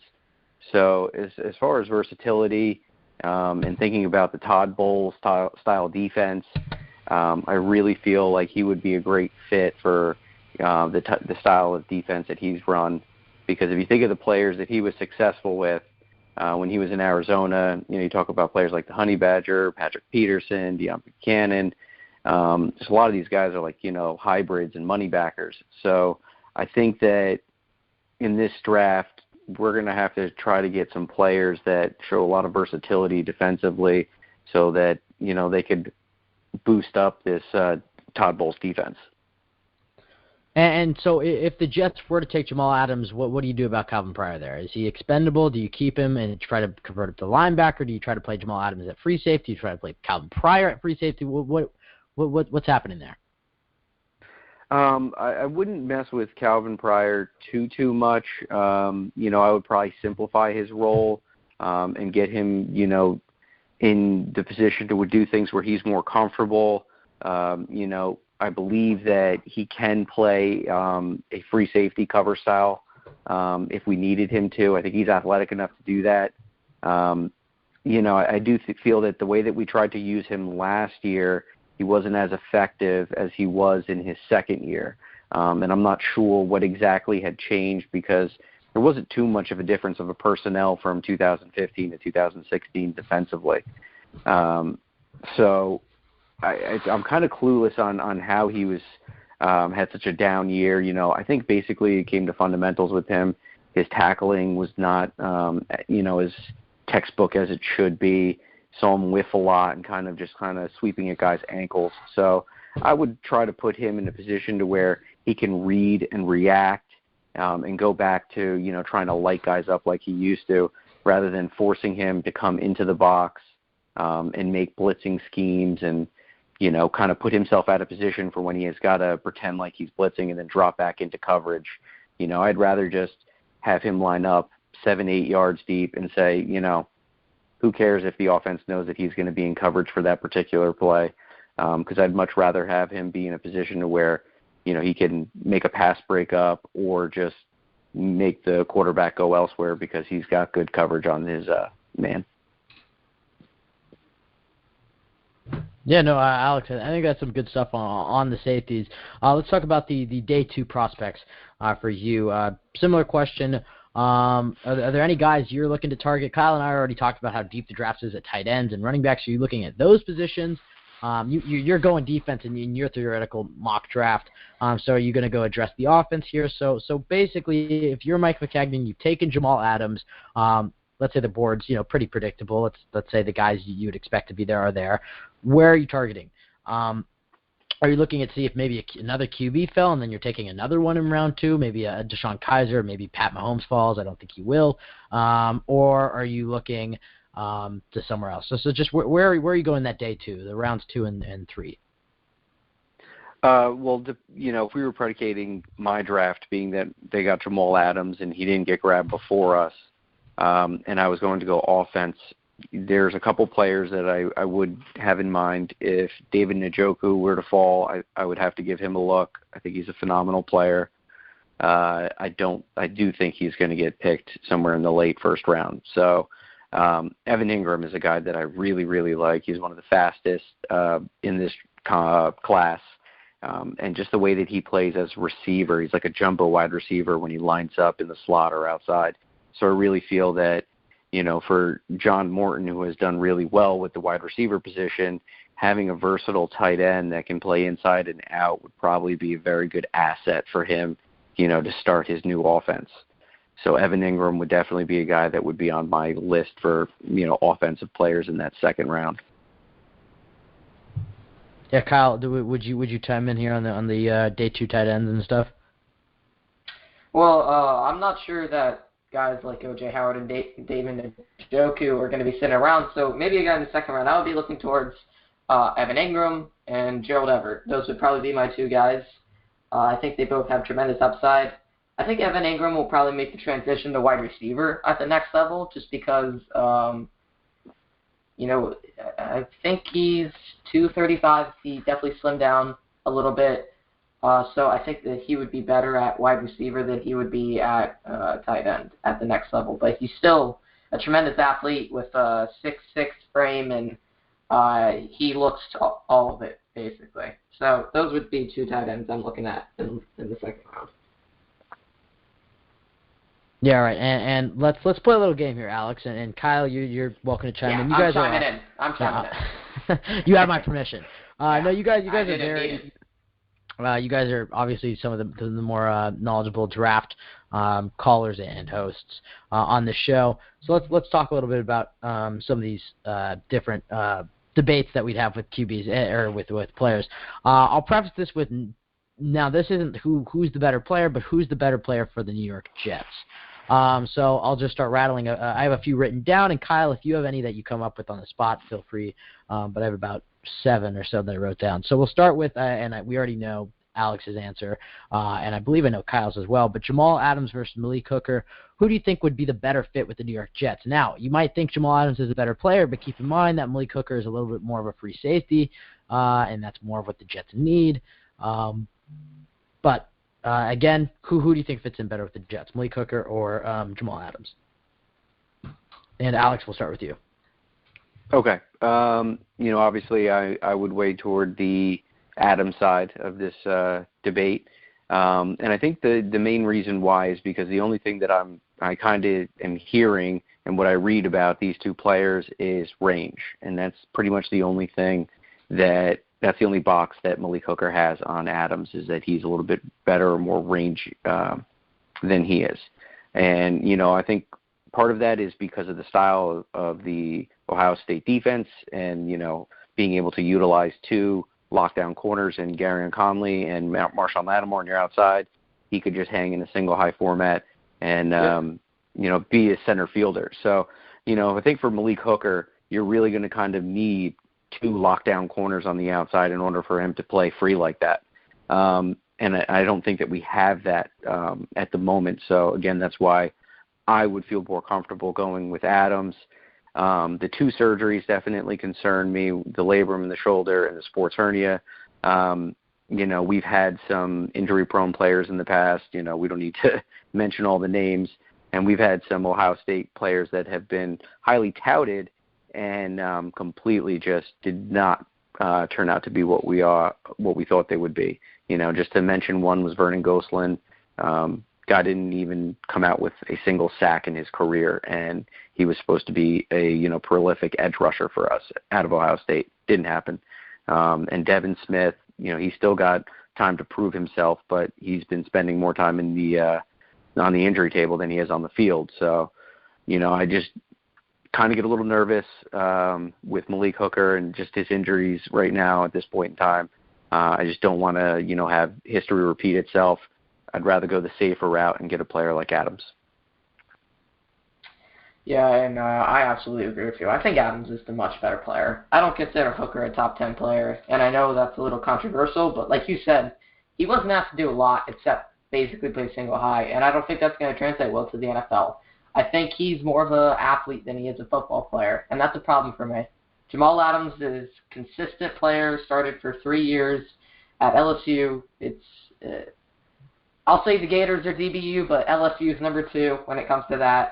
Probably a little biased there, but basically a field general, very smart, high football IQ. I think he has just as enough athleticism as Malik Hooker. Maybe not as fast, but I think he can still make every play. And like I said, his football IQ is phenomenal. I trust him to make every play. Fix anybody if he needs to. I think he can be that quarterback on defense for you, which is rare to have in the backfield. The only guy I could even really compare him to at the next level would be Tyrann Mathieu. All right, well then, and for me personally, I'll keep it short just because we have to keep moving here. But I love Adams, but as far as fitting with the New York Jets, I think Malik Hooker is a better fit. And we know the Jets love their Ohio State players. All right, this one is a 3-person race here. Deshaun Watson versus Patrick Mahomes versus Mitchell Trubisky. Who fits in best with the Jets? Alex, we'll start with you. Oof. Right off the hip, I would probably say Mitch Trubisky. Okay. I just like you kept your job. I like the way that his skill set, his tools, just the way that he handles himself, the type of offense that he ran. I think it would be more suited for the NFL. I do like Deshaun Watson. I think he's the better athlete out of the 3, and I think that his mechanics are just need a little bit of sharpening before you can put him into a starting role. So, even as great of a player he is in college and he won national championships, let's be honest, we've seen a lot of mobile quarterbacks win national championships, and it doesn't turn out to the same product in the NFL. So, just quickly off the top, Trubisky would be 1, Watson 2, and Kaiser's 3. Kaiser's my least favorite of all the quarterbacks this year. Yeah, I think Trubisky actually fits in with the Jets fairly well with what John Morton wants to do. Basically work the middle of the field and stick to those short-range routes that Quincy Newon, Eric Decker are pretty good at. I don't think we're going to see a lot of Robbie Anderson like we did kind of like with Bryce Petty in those last couple of games, where it was basically, hey, run a 9 route and we'll see if he can get it to you this time. That's why I think the Quentin Patton signing is pretty good, because he's a good blocking wide receiver, and I think that definitely fits what John Morton wants to do. So I think Mitchell Trubisky, with his short accuracy and his mid accuracy, his long accuracy is good. It's not going to fail you at the next level. I don't think it's like Aaron Rodgers' accuracy downfield, but it's not bad. It's pro level. So I think he fits definitely. If I were to go number 2, I love Patrick Mahomes as a prospect. I do not see him as a fit with the Jets whatsoever. Number 2 for the Jets, not necessarily my rankings, it's got to be DeShone Kizer. I think he's closest to Trubisky when it comes to fitting the Jets. What he does, he's not too terrible accuracy-wise. I think he's better than Watson. Mahomes would be my 4th, and then Watson would be, Mahomes would be my 3rd, and then Watson would be my 4th. All right, and again, I'll keep it quick because you guys just love to keep going on, which is good because you guys are the draft people here. But I did not have Kaiser included in this list, but I guess since we're all including him, to rank him out of 4 right now for me, but again, it's subject to change. I'd probably go Watson, Mahomes, Trubisky, Kaiser right now. Actually, hold on. Watson. I'm contemplating. Watson, Mahomes, Kaiser, Trubisky. I'll give it like that. That might be a completely terrible take, but right now, as of what I've watched, I like Kaiser a little more. Let's keep it moving. Fournette versus Cook. Kyle, I'll start with you this time. I'm going to go Cook. I'm not in love with Leonard Fournette. I think he'll be a good running back. He hurt puppies, Kyle. Wow. That was one of it. He mistreated puppies. He got a misdemeanor for that or something. I got to be honest. I know Joe Mixon has a pretty, and he's actually next on our little list here. But I know he's had a pretty terrible past and some of the things he did. And I'm just gonna break it to you. He's not gonna end up on the Jets because what Mike Cagman's wife does with domestic violence and I don't know. She could make him into the face if she wanted to. Maybe, but I'm just going to say, as far as whose record is worse, Dalvin Cook has many more issues. Much more extensive. And when one of them is mistreating puppies, that's a no from me, dog. So no puns. Oh my God, no. God, I see what you did there. Yeah. So for me, Dalvin Cook is not as good. I think Leonard Fournette, if he can stay healthy, would be a much better fit for me. That's the big question. And I think he'd balance out Bilal Powell quite well. So. Alex, your take? Leonard Fournette all day. He's one of my favorite.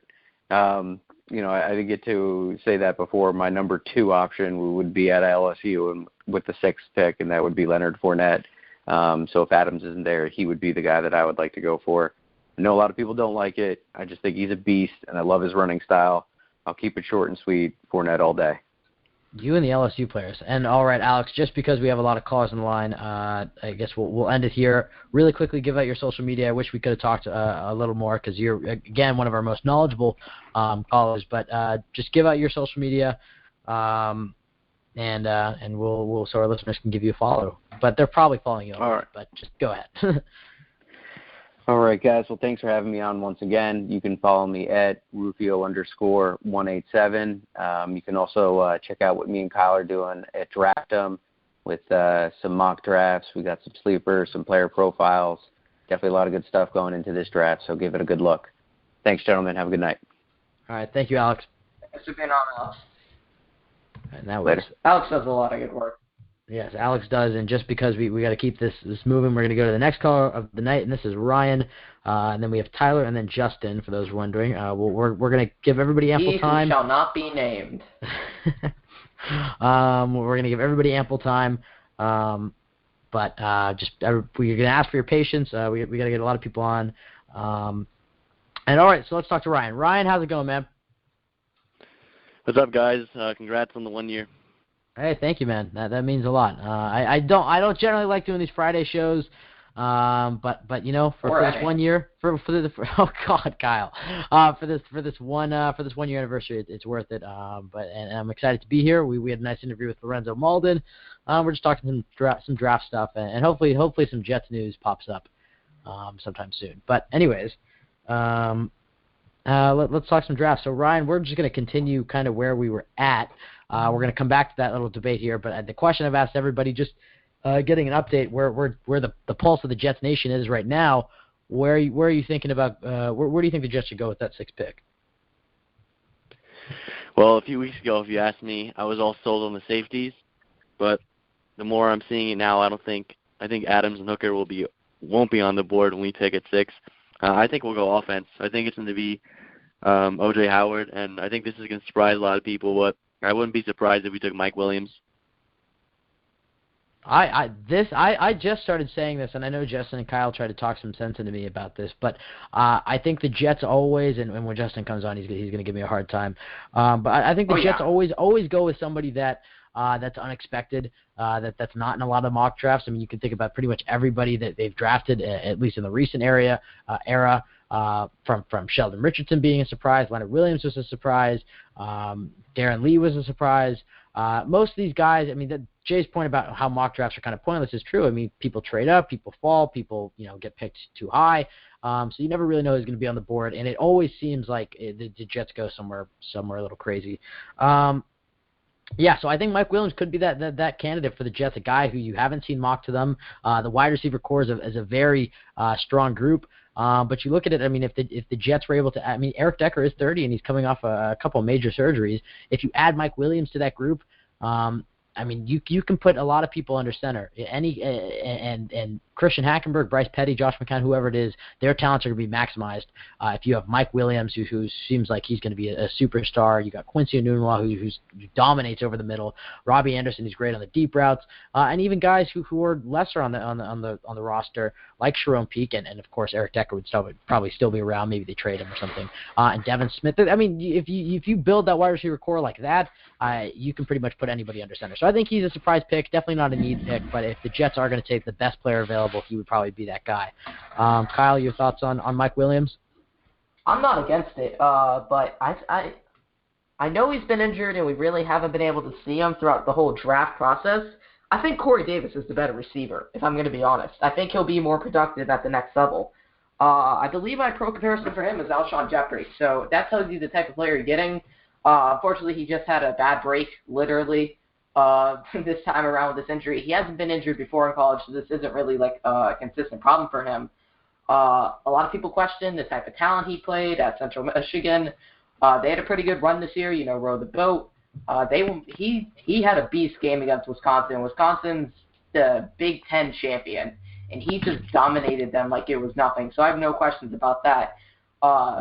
Fantastic speed, big body, great hands, the definition of a red zone threat. So I think if we're considering a receiver, I'd rather go Corey Davis, but I would not be upset with Mike Williams because I think both of them are number ones at the next level.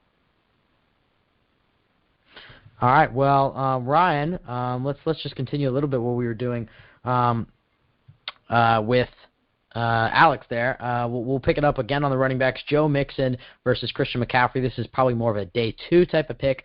Joe Mixon obviously has a lot of baggage, but he is very talented on the field. And Christian McCaffrey, Kyle is one of Kyle's favorite running backs. So, Ryan, your take on Joe Mixon versus Christian McCaffrey? I like Joe Mixon better, but it's really close. McCaffrey's obviously going to be picked before him. I think McCaffrey's going to end up being the second running back taken off the board after Fournette, just because of, as you mentioned, the Dalvin Cook incidents off the field. Kyle? You want my take? This is hard because... these are two of your favorite running backs. I mean, they're both extremely talented. Do not get me wrong. I'd probably go Christian McCaffrey, though. I don't want that in my locker room. Joe Mixon, as much as I think he's a great player, person is in question, and that's pretty important at the next level. Christian McCaffrey, stand-up kid, Stanford graduate, or not grad. Well, no, he's not a graduate, but at least he was there for 2 years. Helps you in a lot of facets of the game. I sent out a tweet today. It was off a statistic that I saw. He got the most yards in NCAA while there were more than 8 guys stacked in the box, meaning that he somehow managed to get past 8 guys in front of him with his, he's not considered the biggest running back like Leonard Fournette, but he can do it on the inside. He can do it on the outside. He has breakaway speed. He has good hands. He's a kick returner, punt returner. He helps you everywhere. And I think Joe Mixon is kind of just a really good running back and not a really good football player. So I think McCaffrey, I'd probably take him. All right. And, yeah, for me, I mean, it's a close one, though. Because, Joe Mixon, I think he brings a lot to the table on the field. So I'll actually probably go with Joe Mixon here. I don't think the Jets are going to take him. I don't think they should take him. But as far as who I think would have more success in the NFL and more success on the Jets, if they were to take him, I think Joe Mixon is probably the more talented of the players. But again, I don't think I'd take Joe Mixon. Okay, so this one's pretty straightforward. John Ross versus Mike Williams. Mike Williams is obviously the perennial number 1 wide receiver. John Ross, however, did set the record for the 40-yard dash time, and you have to think his streaks would doesn't really matter. Be pretty well, I'm just kidding. His deep routes would be pretty tough to cover. We knew he was fast in the first place. It's not just that he's a faster guy. I mean, he's a pretty polished route runner. He has good hands. No, he's a good receiver. Don't get me wrong. He's very good. He did a lot of good things at Washington. He was Jake Browning's best friend. But I think Mike Williams takes that pretty easily. And Mike Williams, no doubt. Yeah, I'd probably go Mike Williams as well. However, I think John Ross is going to be a difference maker in this league. Yep. I agree. All right. Let's go this one again. I think it's pretty straightforward. Actually, that one. Okay. We'll go Myles Garrett versus Solomon Thomas. I think a lot of people obviously think Myles Garrett is the better. But, I think Solomon Thomas is a guy that's rising in a lot of people's boards. So, Ryan, we'll start with you. What's your opinion there?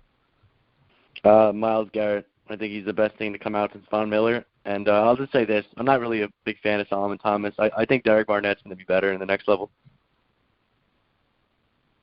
I think Solomon Thomas will be a good player at the next level. I think Derek Barnett has more potential, though.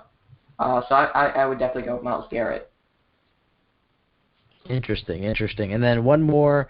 We'll go with the tight ends. I had it written down, but I think I'm going to change it because I originally wrote O.J. Howard versus David Njoku, which I think everybody's going to say O.J. Howard. So we'll actually go Evan Ingram versus David Njoku. Who do you think is better for the Jets?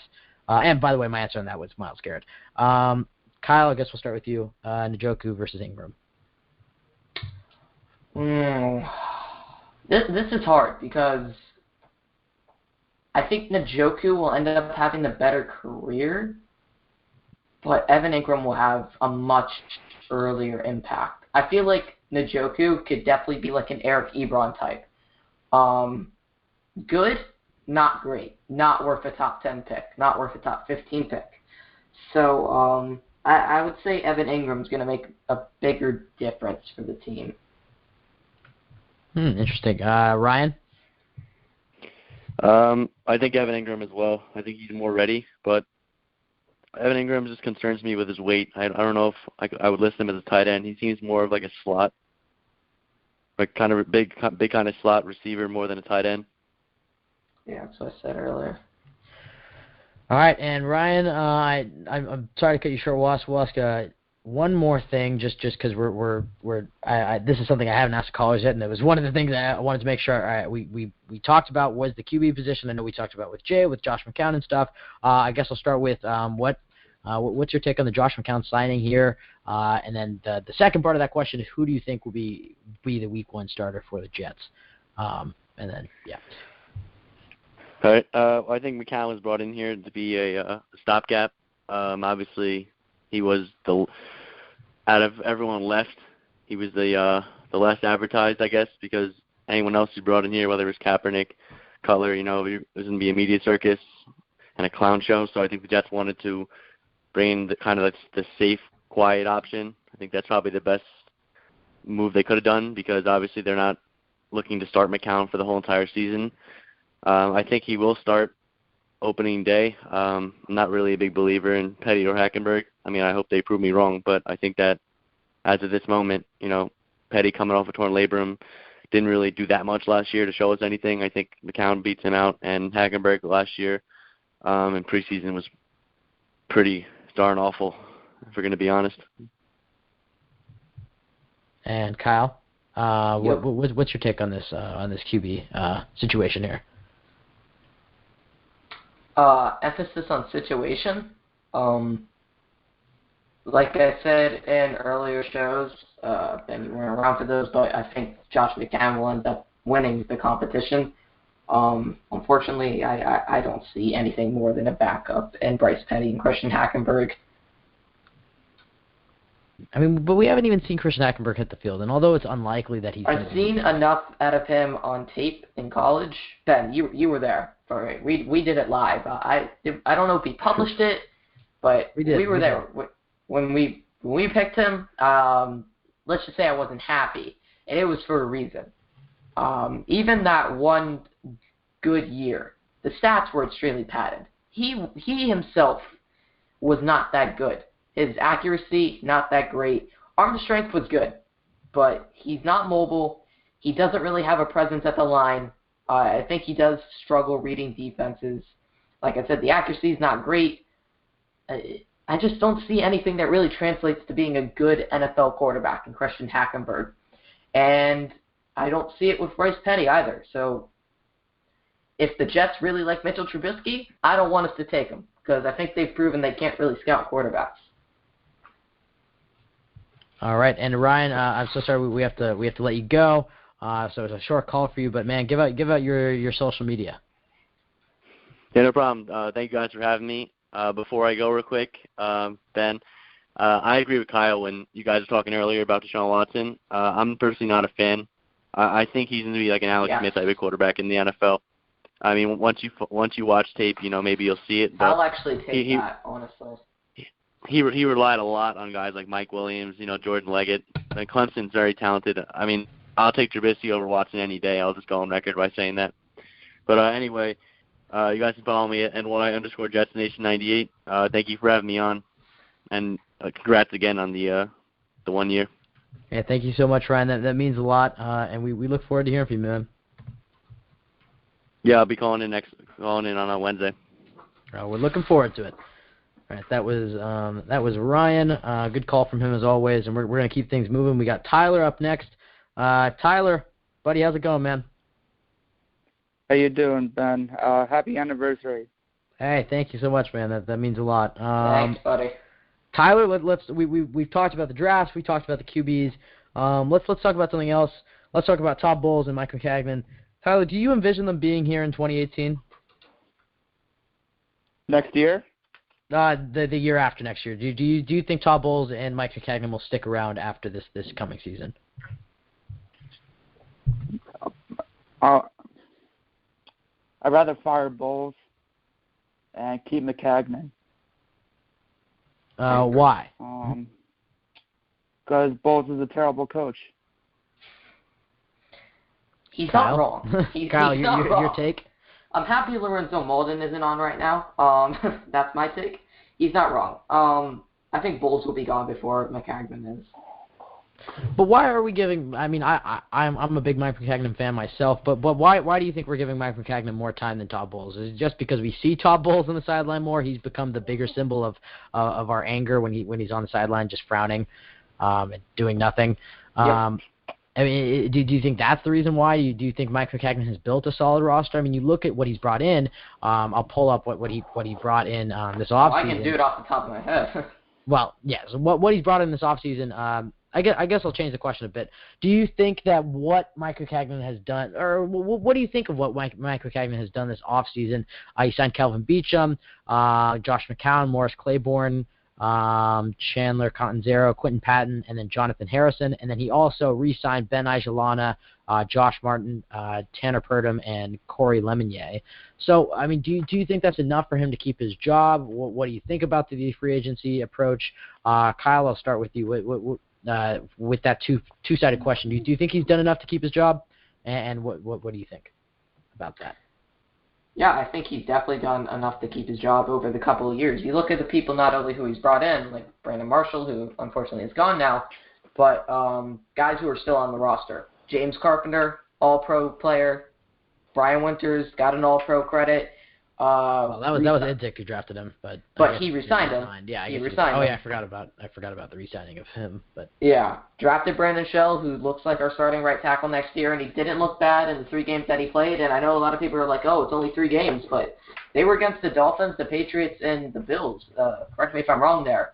Those are 3 solid defenses, and I'll tell you what, Bill Belichick definitely game planned to go after a rookie right tackle, and so did Rex Ryan, and he held his own. I don't think he gave up the pressure in any of those games. That's pretty impressive in my mind. So I think he'll definitely be our starter.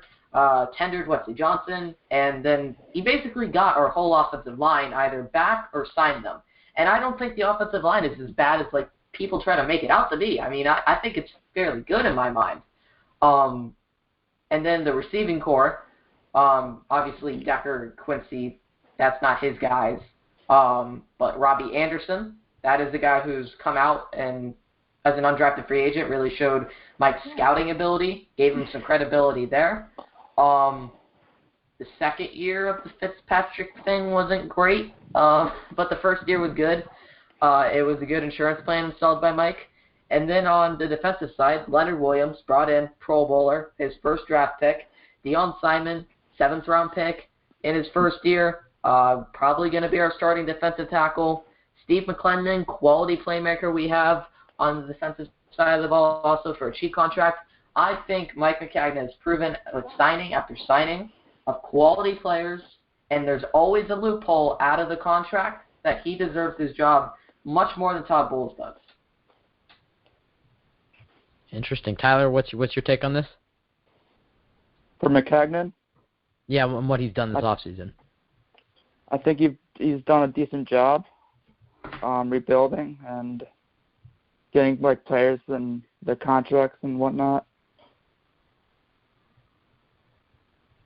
I see. All right. Well, let's talk a little bit more about this team. What do you think about the O-line? Are you worried about them? I think that's probably the biggest weakness that we've identified coming in.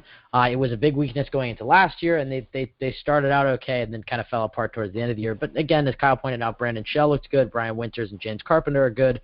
Wesley Johnson played well. So individually, they were good performances, but there were never many times where they played together really well as a group, and the left tackle spot was horrendous. You look at that game against the Dolphins, the Saturday night game, that was just one of the worst offensive line performances I've ever seen. It's also Bryce Petty's fault. I wouldn't say so. I mean, I would not just put that on Bryce Petty. There were times where he would drop back, and 3 seconds later he's getting hit. I mean, Kyle, watch the tape. There are times where there was one play where all 5 guys blocked one defensive lineman. It just there was plenty of miscommunications, and you can put that on the offensive line coach. You can put that on there's a lot of rotating pieces, and they haven't played together that much. But Tyler, back to the question: what's your feelings on the offensive line going into this year? They're trash. I like it. Very brash. David, quote that. Would you like to explain? Quarterbacks getting hit a lot, like Bryce Petty, you mentioned.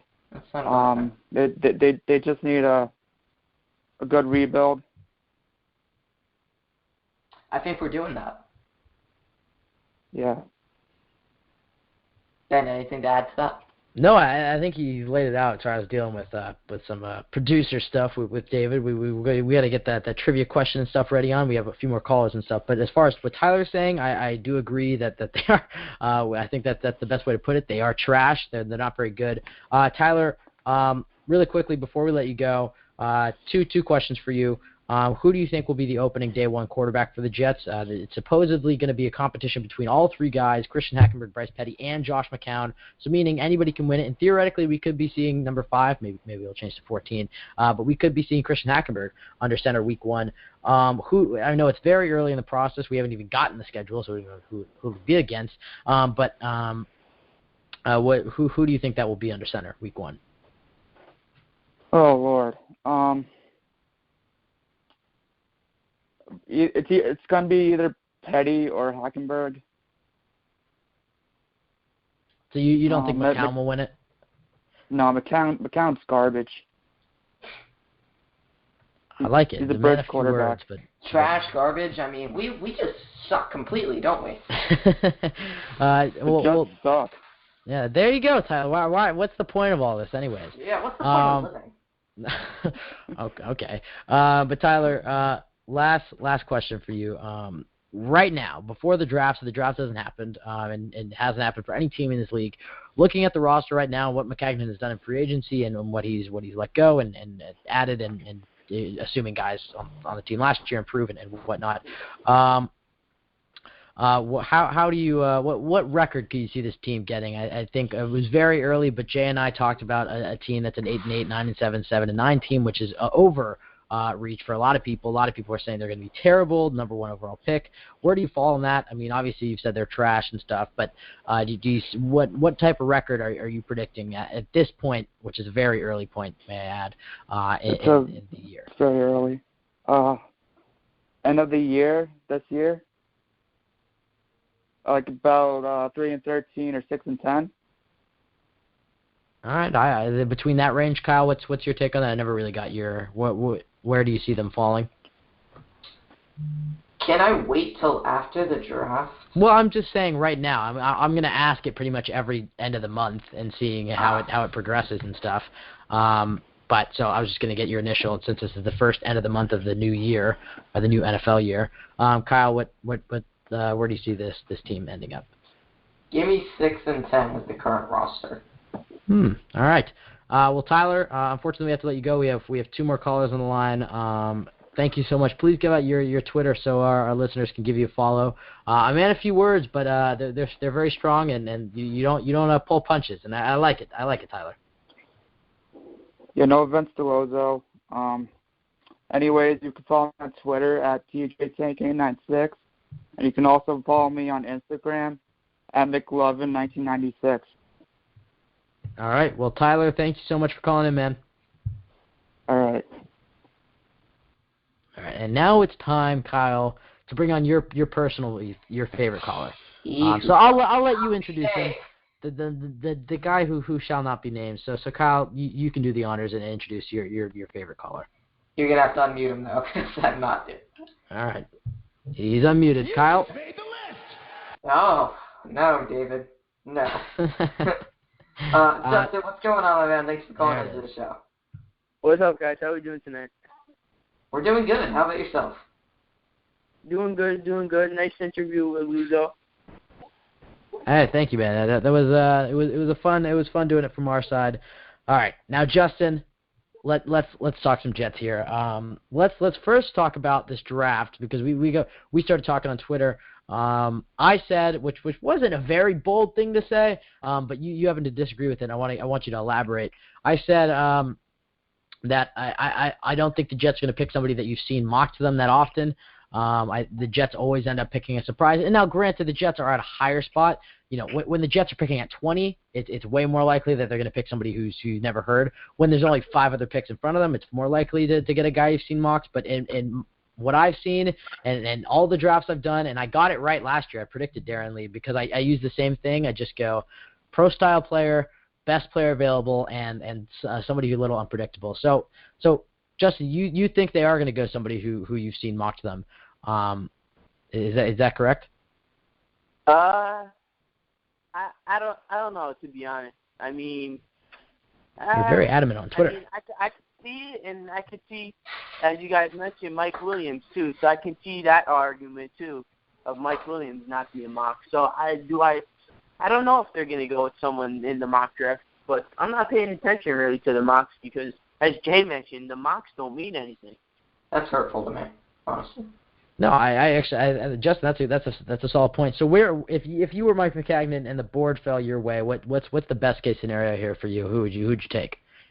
I mean, I think it's between, I don't know, to be honest with you, I can see 3 guys that should be options, which I'd probably go with 2 of the guys, either or, depending on if they're both going to be on the board.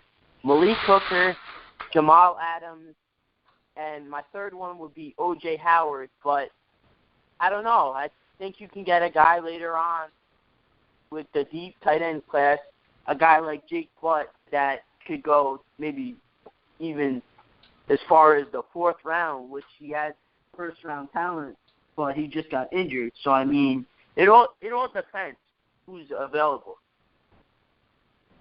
So for you, it's between Adams and Hooker. Kyle has already given his take on this. Justin,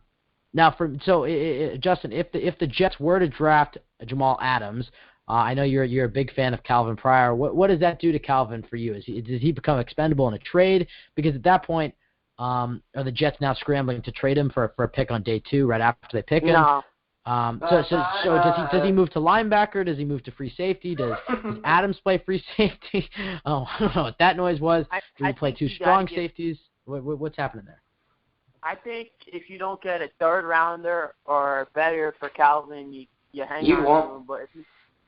But I mean, I think you just give him a lesser role. I think he was out of position a lot last year, and that was a factor into the.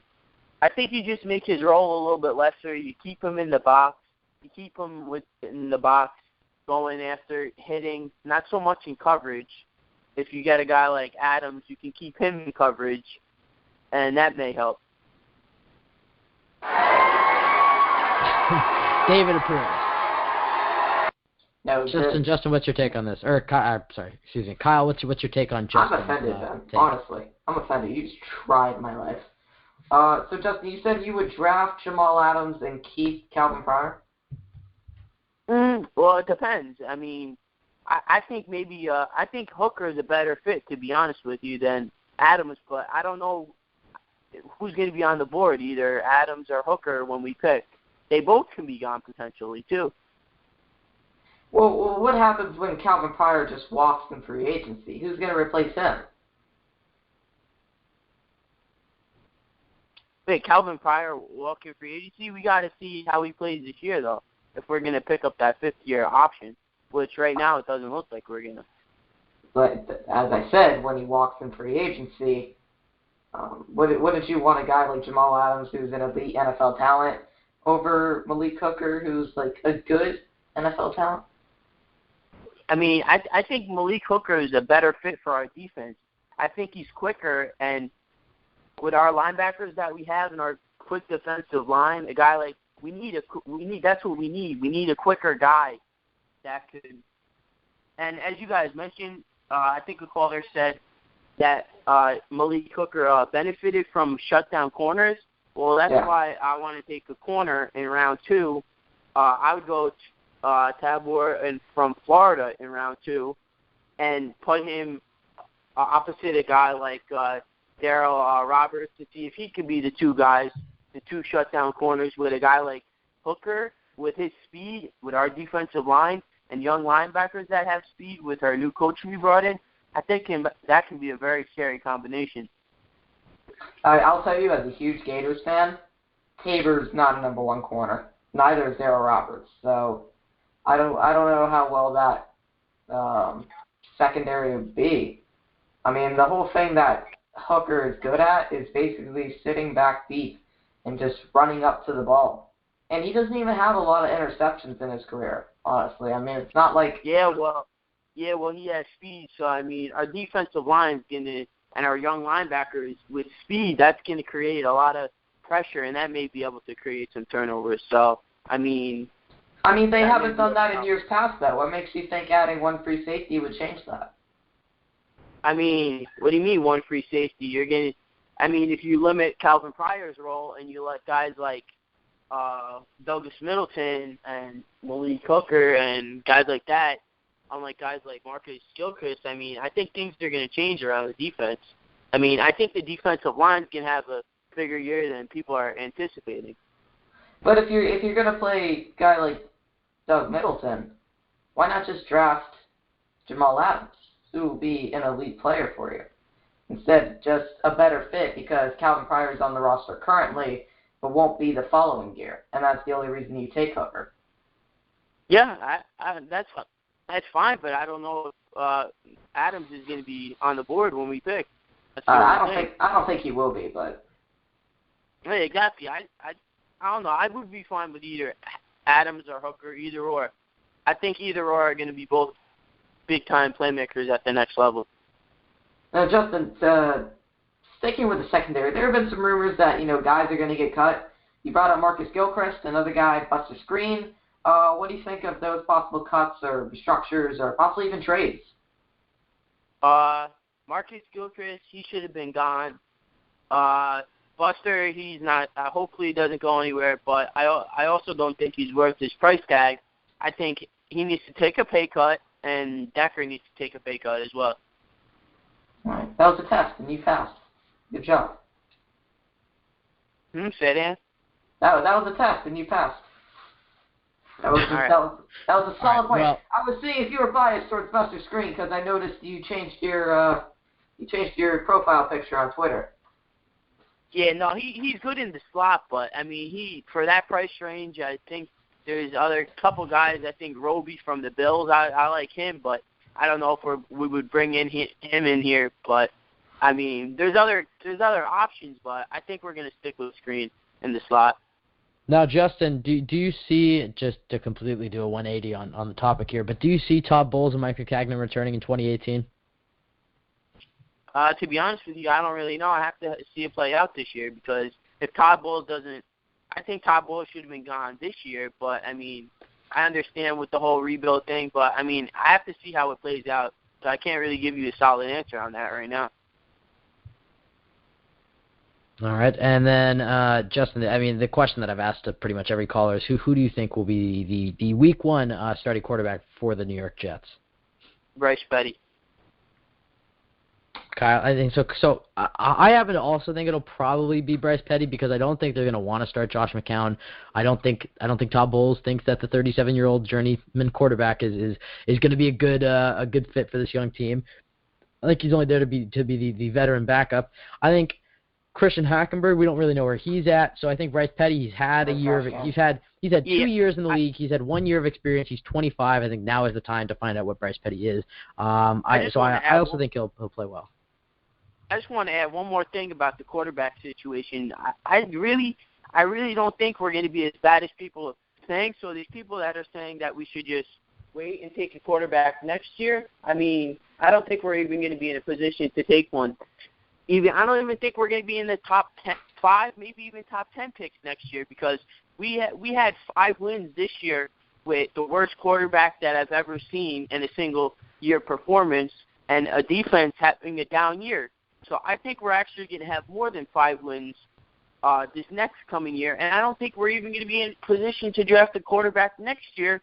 So, I mean, if Mike Maccagnan does see a guy, I know I'm against drafting a quarterback when we have 2 on the roster, but if Mike Maccagnan sees a guy and he likes him, thinks he could be the guy, I think we have to pull the plug. Yeah, I happen to agree. Sorry, I was giving Kyle some chance to respond because sometimes I'm just talking to the caller and then Kyle gets upset. All right, Justin. Last thing I want to talk to you about before we move on to our last caller of the night. I mean, this obviously is smoke screen season. You're going to see a lot of people linked to the Jets. Supposedly, the Jets are interested in pretty much every single rookie QB. I mean, they've had a private workout with every single one, or at the end of the day, will have had one with every single one. Does that pique your interest at all, or do you think that's a story at all that the Jets are doing this much homework on the rookie QBs? Do you think that signifies that they don't really think that Hackenberg or Petty is the answer? Or do you just think this is due diligence? Because, I mean, although it's you research every single prospect. I'm pretty sure the Jets worked out with some rookie QBs last year as well. But, I mean, they're literally going into 6, 7, 8 QBs having private workouts. So do you think that signifies that they really don't believe in Hackenberg or Petty? Do you think this is a smoke screen, or do you think it's just due diligence? No, I think it's due diligence.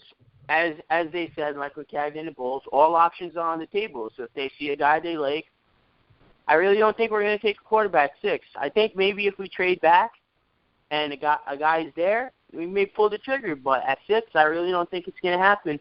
I think they're just doing that to maybe increase trade value. And I want to a team I'm got my eye on right now to trade at number 16 with is the Ravens because they want to get Leonard Fournette. So that's the team I keep my eye on. If they want to trade up to the 6th pick, give me 16 and a couple second-rounders, and I consider 16. There are also rumors going around right now that the Carolina Panthers are extremely interested in Leonard Fournette, and they are willing to trade up for him. So if Ravens trade up, they can have our 6th pick, and they'll be ahead of the Panthers. And really quickly, who do you think would be some people on the board as options there? At 16, I definitely consider David DeJesus at 16. Or do you think O.J. Howard could fall there? Would you consider Patrick Mahomes? No. Yeah, I think Mahomes. To be honest with you, I think Mahomes is the second best quarterback. But I think he just has to groom some things out, and I don't think he's ready to start day one. But I mean, Reuben Foster is a guy. If we trade back to 16 with the Ravens, I got my eye on. If Reuben Foster's sitting there at 16, there are 15 completely idiotic teams in the NFL. Yeah, I think he's going to be a top 15 pick. All right, well, Justin, good stuff as always, man. I know Kyle's steaming over that Reuben Foster take, given that I think Reuben Foster might be Kyle's favorite defensive player, or one of the favorite defensive players in this draft, given that he has him going 5. But Justin, really quickly, give out your social media, man. On Twitter at Justin2413. All right, Justin. Well, thank you so much for calling in, man. All right. Wait, I wasn't the only one that just didn't hear anything for like 5 seconds, was I? Yeah, I don't know what happened there, but we'll make sure to tweet out his information. All right, Kyle. Rounding out our fantastic group of callers here, we got Kevin from Let's Talk Jets. Hey. Awesome guy here. Kevin, how's it going, man? Hey, what's up, fellas? Long time no talk. Yeah, it's been a while, Kevin. I think. I mean, we met at the Patriots-Jets game, and then I've called into Let's Talk Jets a few times since then. But besides that, Kevin, it's been a while since we've had you on the show. So let's I got to say, you guys are doing a great job, man. It's been a while since I've been able to listen to a full show and not hear as much arguing as I used to hear. So nice job. We're done with the bickering. We can bring it back if you want, Kevin. Yeah, if you like. It was kind of entertaining, but I do gosh, prefer the Jets talk. When we can talk Jets, but when Kyle or I says something idiotic, I think it gets probably pretty more intense. me than them, but yeah, Kyle said the Seattle Seahawks secondary was not elite. They're just and I think they proved that. Okay, he said they're elite individually. He's like, Kyle, but how can you? Okay, obviously they didn't play well this past year, but your argument was not that they were going to play well. Your argument was that they're elite individually. You have Richard Sherman, a top corner. Richard Sherman is an elite corner, and Earl Thomas is an elite. But Cam Chancellor is good, and their number 2 corner is always average. So, Kyle, name another secondary that has 3 All-Pros and 1 average player on their starting field. Last year or this? No. Going into it's not important. All we're going to establish here is Kyle is arrogant. Number 1. Patrick Peterson, Tony Jefferson, Tyrann Mathieu, and Marcus Cooper. That was by far the best secondary in the NFL. Yeah, but that was not your point. Was that the Seahawks weren't going to play well? Your point was that they weren't. They were elite individually. Like, so if you were going to take them and put them on a Pro Bowl team, but as a unit they don't play well, which didn't make any sense. Anyway, they showed I was right last year. So. Okay, I knew I could light the fuse. Yeah, there you go, Kevin. Kevin, let's talk some Jets. Well, I guess we'll start with the draft. Is there a prospect at 6 that you're wanting above the others? Is there a guy that you're really looking towards? Do you think the Jets draft? Not really. I mean, I'm kind of the mind that you're just going to get the best player available. Obviously, not being a defensive lineman, I heard you guys talking about that before. That would obviously, I think, be the one spot that there would just be no point in really addressing. With Mo locked up long term and Leonard Williams, obviously, I think the new face of the franchise going forward. So I don't think they really need to address the defensive line. And pretty much anywhere else, you can make an argument that the Jets could add somebody, whether it be somebody off the edge. The secondary obviously needs a ton of help. You could add a number 1 receiver. Offensive line needs a ton of help, although I don't think there's anybody worth taking at 6. And you could also make an argument, for taking a running back if you're trying to build around Hackenberg, or even if you're looking towards taking a quarterback possibly in 2018. What better way to develop a quarterback than with a stud running back? So I think all options are really on the board. So I don't really have one player in mind. I'm just looking for them to get somebody elite. Yeah, and the report was that the Jets wanted to go back to their ground and pound approach that they had during the Rex Ryan days. They're hoping John Mauldin can establish that. But then you look at this team; they're not really built like that. I mean, let's say they do start Hackenberg, and he's at least competent. So let's expect 2009 Sanchez. Which was okay. I mean, especially towards the playoffs, he was pretty good. But then you look at the offensive line that they had on that team, which was fantastic. You look at this offensive line; it's a lot of question marks. Some guys are very talented. We're expecting some good stuff from Jonathan Harrison or Wesley Johnson at center. We like our guards, obviously. Hopefully, Brandon Shell can continue to play really well as he did towards the end of the season. Left tackle is a complete unknown. I guess Kelvin Beachum, he did not play that well last year. Yeah, there's a lot of questions there. Because of Blake Ford. Yeah. And I think that's the big question, like you just said, with Kelvin Beachum at left tackle. If you were to insert a top left tackle, you can make an argument that the Jets have a top 10, maybe a top 5 offensive line, probably closer to top 10. I think Shell is really going to say Brandon Shell based off 3 games is a good right tackle. I mean, we were saying Wayne. You're looking at Shell more for upside. Let's put it this way. I know I'm cutting you off, but let's put it this way. When Damian Woody got hurt at the end of the 2010 season, if you don't remember, Wayne Hunter started that game against the Patriots in the playoffs. And we were like, oh, this guy's great. He's doing some good stuff. He's going to be the starter. Damian Woody leaves. 2011 happens. Wayne Hunter's absolutely terrible. So I know it's a different situation. I'm just saying, but based off 3 games, are we really going to say that? I don't know. I'm just saying top 10 is a little stretch for me because we have individually. I'm saying if you were to insert the top left tackle, you can make an argument that they do have legit guards, and I kind of like what Wesley Johnson was able to do at center last year. So I don't think their offensive line is all that bad. At least as bad as people are making it out to be. The Jets did have a solid ground game last year. Petty got hit a couple times towards the end, but I don't think that they were as bad, I guess, as everyone's making them out to be. I think that they did have some bright spots. What do you think the biggest weakness is of this team then? Do you think it's QB? Yes, just because of how unknown everything is. The biggest obvious weakness, I think, is the secondary, just by how they got torched with the miscommunications week in and week out last year. But, quarterback's obviously the most important position on the field, so until you have that, that's always going to be your biggest weakness, I think. All right, yeah, and I happen to agree there. Kyle, what do you think the biggest weakness is of this team? It's got to be QB, right? I disagree. I think it's coach. Coach? Well, I wasn't even expecting that, though. Yeah, you did. Okay, thinking outside the box there, Kyle. Yeah. See, when I compliment him, he gets all cocky. So Kyle, why would you say it's coach? Did you really not believe in Todd Bowles? No. I was saying it week 3 last year. Fire Todd Bowles. All right, I said it with authority. Made myself look like a fool. Fixed it. Fire Todd Bowles. Still believe it to this day. He does nothing right. I forgot about that. Yeah. That bowel movement. Yeah. I could have made it into like a joke, but I was honest about it. I just think he's a bad coach. We should get Jay on those shirts. The Todd Bowell movement. No. I'm going to copyright that. Or he's going to have to give me some sort of like commission. Well, Kevin, what's your opinion on Todd Bowles? I know you're probably not his biggest fan, but no, I'm not. But I also did feel that he should have gotten the 3rd year, not because he earned it, but just because I think you try to give a head coach at least 3 years. If we don't see progress this year, then yeah, I think you have to move on. You might say that if they're rebuilding, well, how are you going to show progress? Well, a lot of the decisions that he made last year, I don't care who's on the field. It's just coaching 101. Show me that you can be a competent head coach this year. If you could do that, then fine, you'll get a 4th year. I'm not expecting anything as far as wins this year. He just has to show me that he can be competent, that he can get these guys motivated to play week in and week out, that he's going to get the most out of these young guys, that he can develop young guys, that he can develop a quarterback. If he can show some of those things, then yeah, I think he'll be back. But I'm definitely not holding my breath on that one.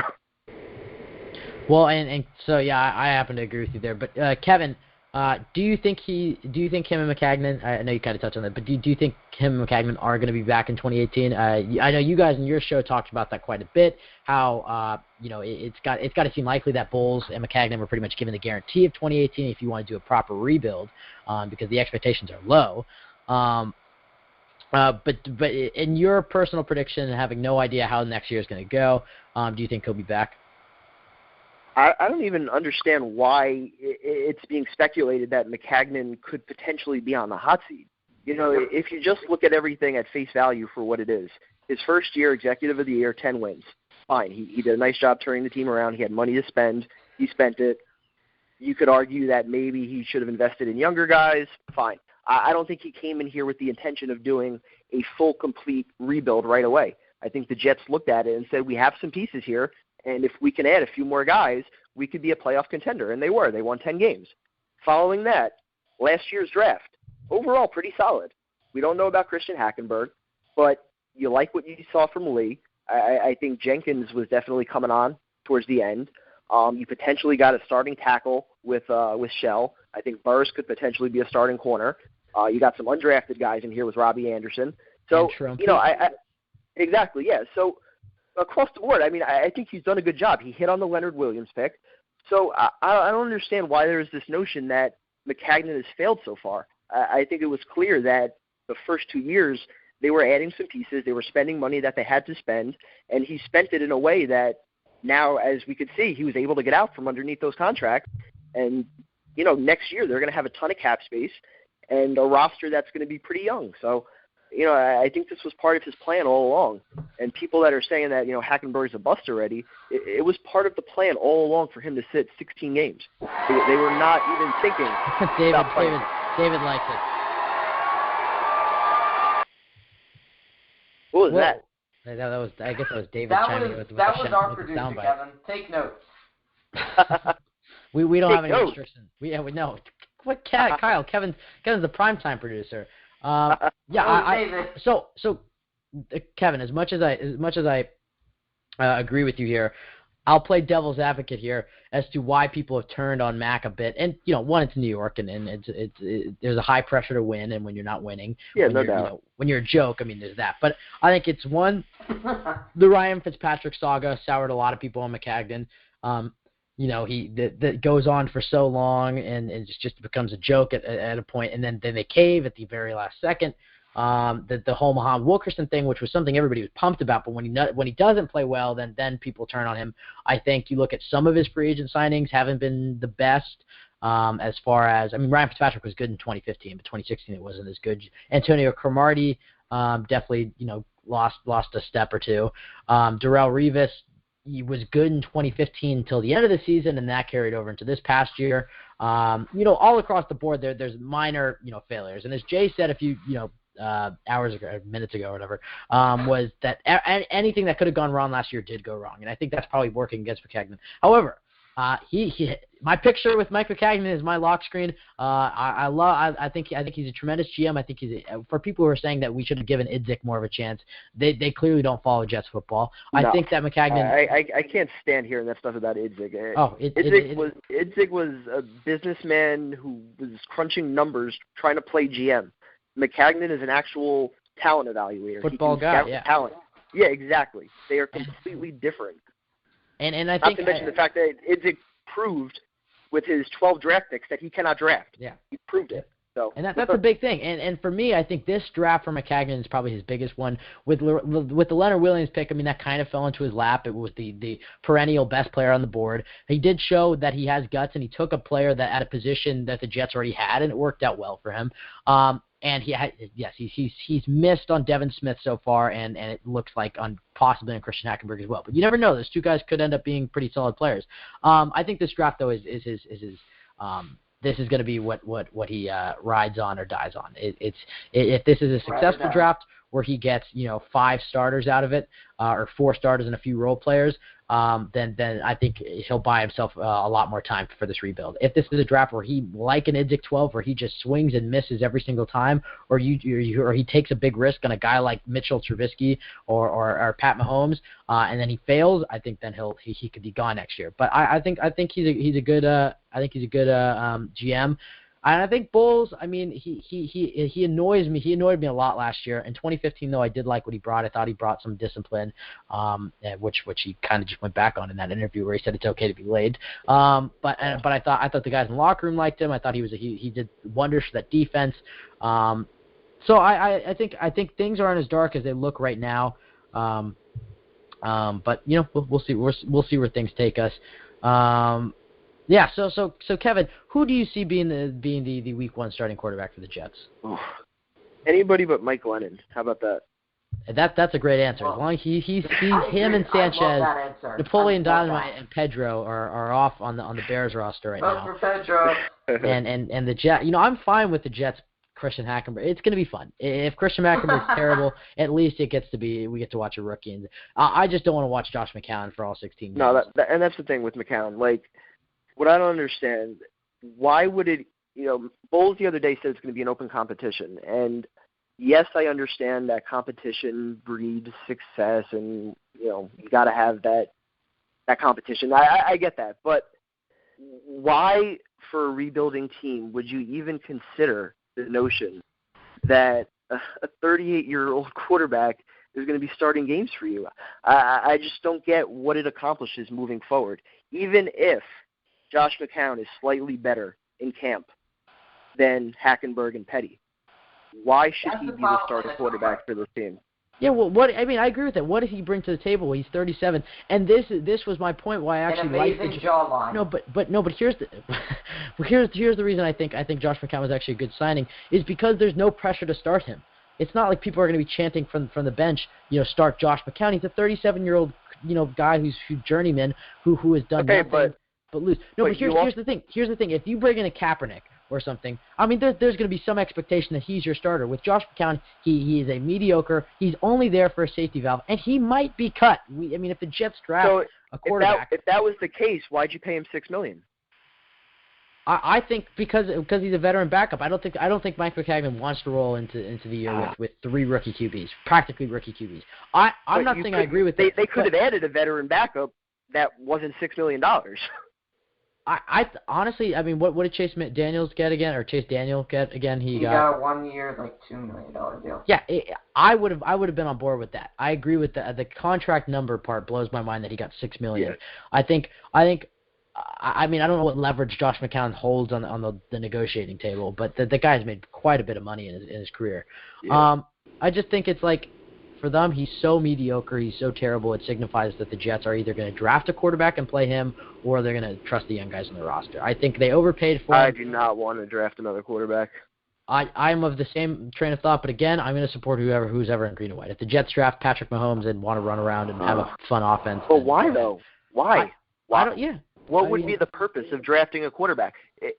Because they don't have the one Jets' right philosophy, they're not going to play a rookie quarterback, in my opinion, unless that guy is the number 1 overall pick, a surefire, you're a franchise guy the next 15 years. You're not, and then it's like, and then you're in that awkward position. Whoever they draft is going to just jump Hackenberg and Petty. It's just not going to happen. Yeah, and then it's like, and then let's say you draft Patrick Mahomes, and this is the reason I don't think the Jets should draft him, is because he is a project. You watch his game film, he scrambles around and then just bonds at 60 yards, and sometimes it's a touchdown, sometimes it's an interception, sometimes it's thrown out of bounds. He's a project. He has a lot of talent, but he has a lot of things to work on. So if you draft him at 6 overall, if you draft him at 6 overall, then it's like, okay, now you have 4 QBs on your roster. Are you cutting Bryce Petty? Are you trading Christian Hackenberg? Are you cutting Josh McCown? Let's say because you don't want to go in with 4 again, because not only does that take away reps from Hackenberg and Mahomes, it's taking away another roster spot. So then it's like, okay, let's say they start Hackenberg. If he's good, now you have Patrick Mahomes on your hand. You don't know what to do. If he's bad, then everybody's going to be chanting for Patrick Mahomes. And it's like there's no good situation. And then what if Mahomes doesn't play and you get a top pick next year? And then what? Well, and the other thing is, the one thing I forgot to, that's a solid point, but the one thing I forgot to say is, if they draft Mahomes, but they play Hackenberg and sit Mahomes on the bench, and Hackenberg's good, now you've wasted a chance to have a top 6 pick. When you pick in the top 6, 7, 8, that's your chance to get your franchise cornerstone right there. That's your chance to get your Ezekiel Elliott. I know Odell Beckham Jr. pick 13, but that's your chance to get your primetime player. Kyle, it could be any sort of player, defensive, offensive, whatever. And now you've wasted on a guy that you're going to have to trade. There's a double-edged sword here, but it comes down to what McCagnon and Bowles believe about the quarterbacks. I think they should probably give them a chance because practice is not game. I think they should just take the best player available besides the defensive lineman.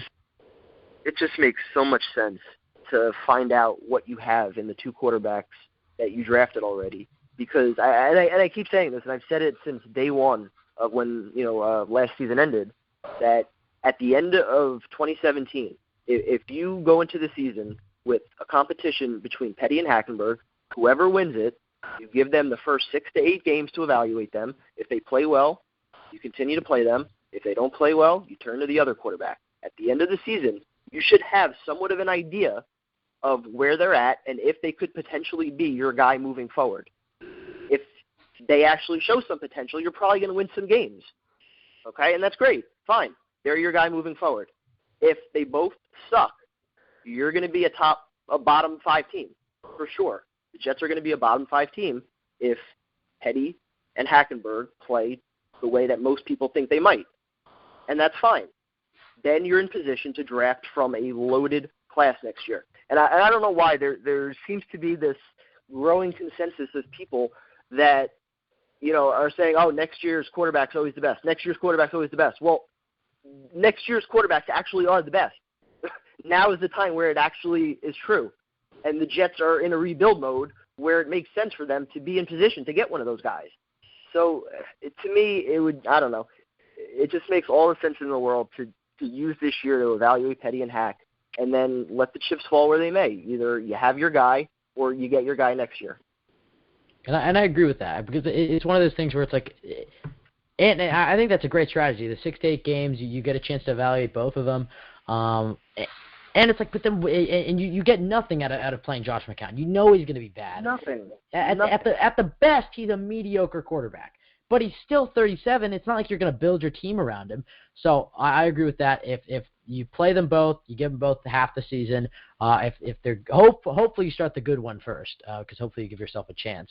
But we'll see how it goes. And really quickly, Kevin, I know this is way too early to ask this type of question. But what type of record could you see the Jets ending up with this season? I know we're a few weeks into the new season.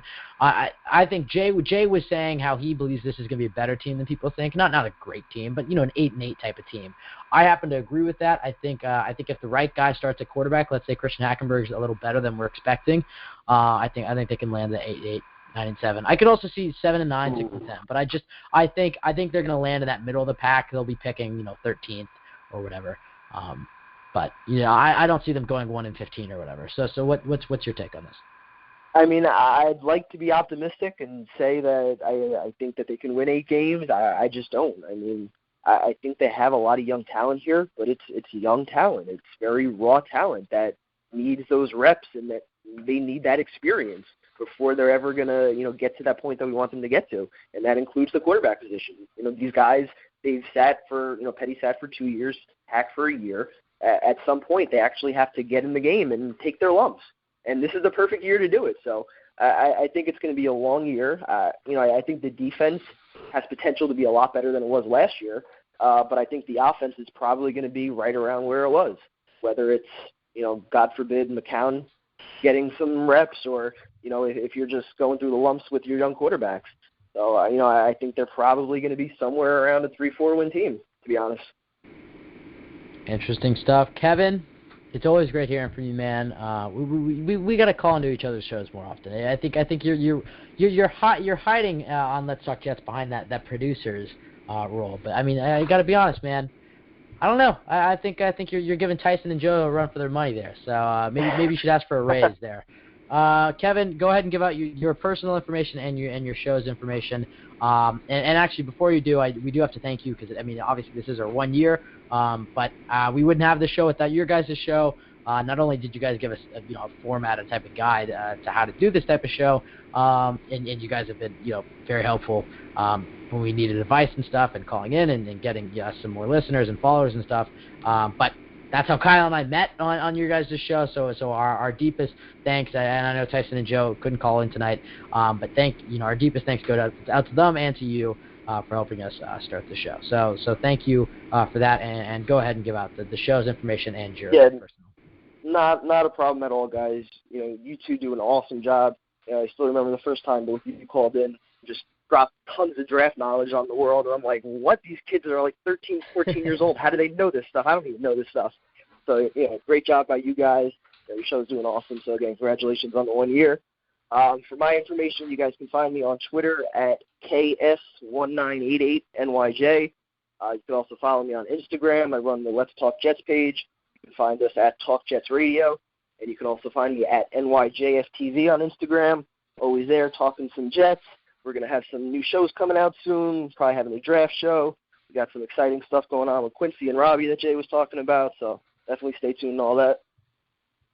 We're pumped about it. Kevin, thank you. And it's always great to hear from you, man. Definitely, guys. Take care. Hey, take care. Thanks for being on. That was Kevin from Let's Talk Jets, the primetime producer there. That's a nice segue because let's bring on our primetime producer, David. Yeah. Yes, David, feel free to put yourself on the mic. There he is. But yeah, again, really great thanks to all our callers tonight. They did a fantastic job, especially there, Kevin, at the end, dropping some major knowledge. He's definitely we had a good cast of callers tonight, even though we're missing Kyle Smith, who again, He was a big part in starting the show. I know we're going to talk to David in a second. Kyle Smith was a huge part in starting the show. He has his own podcast at AFC East Bros because not only did I get to guest host that show, and that made me decide, I think I want to start a podcast. But he's been awesome. He's given us reviews on iTunes and given us feedback and whatnot. So please go follow him. He's been awesome, and obviously Jay and Let's Talk Jets are the other people. And there's been plenty of other people that have helped us on the way, but especially the listeners. Thank you so much. We couldn't have the show without you. And then Gangrene David, who has really been a big help these last few months as I've been busy. He's guest hosted, and he's also uploaded and doing all his producer gig. So, David, how's it going, man? It's going fine. I mean, it's our 1-year special, and congratulations on this 1-year spectacular. And I remember just being a caller, and Ben, you commenting on my channel about 10 months ago. About maybe right when you guys were in your... He looked when that comment was made. I looked up when the comment was made. Or maybe I just actually have a good memory, Kyle. But, I remember that, and then I called in. I actually enjoyed it, and then I developed a great friendship with you guys, and now I've loved working with you guys and pursued a lot of opportunities here. So with that, you guys deserve this.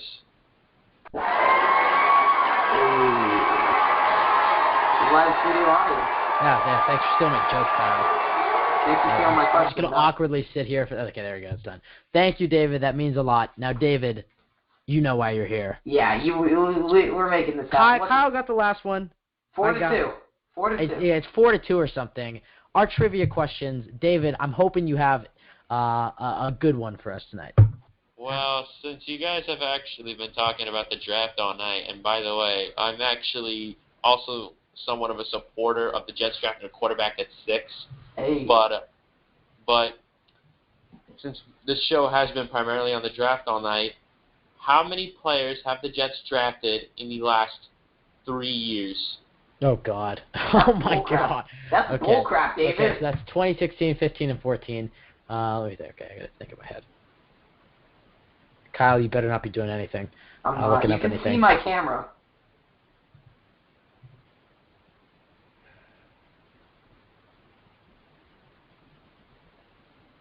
All right, I have my answer. I'll text it to David. This is a wild guess. I'm gonna be close. But I feel like I'm within 5, but it's probably wrong. I'm within a few. I know I'm. Oh wait, no, I changed my answer. You can't change your answer, Ben. Yeah, you can't. Yes, I can. You can't change it. All right, fine. Okay, so. Because we get second opportunities. So Ben, you were actually right. Holy crap! April Fools. Oh, that's tomorrow. I forgot about Tomorrow's that. April Fools. Oh, wow, he got earlier. me. But Ben, you were actually very, very close. I know. I was off by 1. You were off by 1, so. It's 25, right? Yes.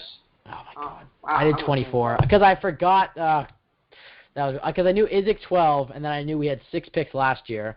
So I knew that was 18, and I was trying to remember how many picks we had in 2015. We had two seven-round picks. So. Yeah, and we had 7 and 6, and dang it. But I just did my math wrong. Nobody got that one. Kyle, what'd you put? I put 17. Why? Because I remember McCagnon traded like a 4th-round pick. But you forgot about the Izek 12. Yeah, I know. Only 5 picks in the last 2 years. All right, David. Since nobody got that, do you have one loaded up as a spare? Do you need time to think of one? Do you need me to throw one out there? No. Okay, so you want to actually talk about that? I do have somewhat of a spare mind. The question is, who was according to certain sources? Now, I'm not going to say where, but I actually found it online. Fake news. Who was the greatest player to wear number 17 on the Jets? Oh, I got this. This is in the bag.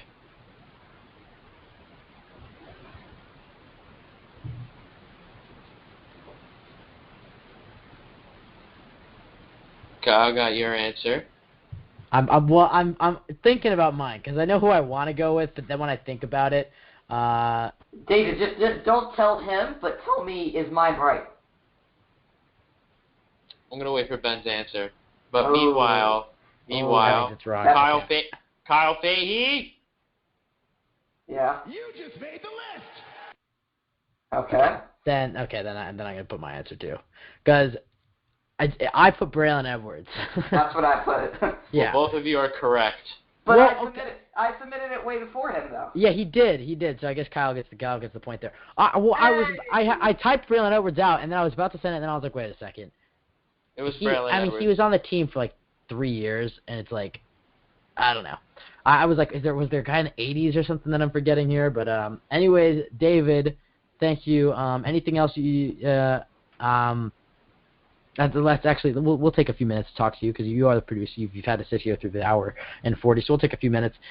David, what are your thoughts on this draft? Where are you looking at for as far as who the Jets would pick? Well, pretty much as callers were elaborating on tonight, this draft is loaded this year, and since we have the 6th pick yet again, the 6th pick is a franchise cornerstone, so you are 100% correct, and I want that player who can change our franchise. And when we drafted Leonard Williams in 2015, that actually proved it. So it's got a lot of picks and a lot of pick potentials in the draft. But I would have to say my primary pick would have to be Jamal Charles at 6. Wait, boy, you mean Jamal Adams? Jamal Adams, yes. Why did I think yes, who takes the 30-something-year-old running back from free agency? Or I guess now free agent who's getting hurt all the time. But I meant to say Jamal Adams. Wow, that was impressive. And then, David, what are you doing about Calvin Pryor if you're bringing Adams? I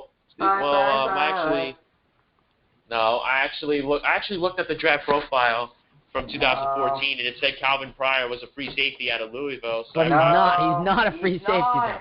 Okay. It said he was a free safety out of Louisville. Why can't he play? Wrong. Because when we played him in 2014 there, he was terrible. And then in 2015, we moved into strong safety, and he was actually okay. And then 2016, he was Well, Jamal Adams, Kyle. So David's number 1 pick at 6 would be Jamal Adams. Kyle, who's would yours be again? Trubisky? Reuben Foster, if he's there. You would take an inside linebacker? Yeah. Again? I think...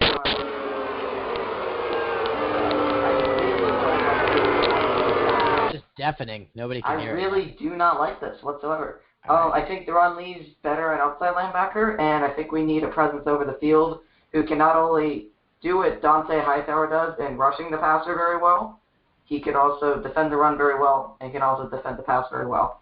It's rare that comes around in the NFL draft. The last one that I can think of is Luke Kuechly, and I think he is a better athlete than Kuechly.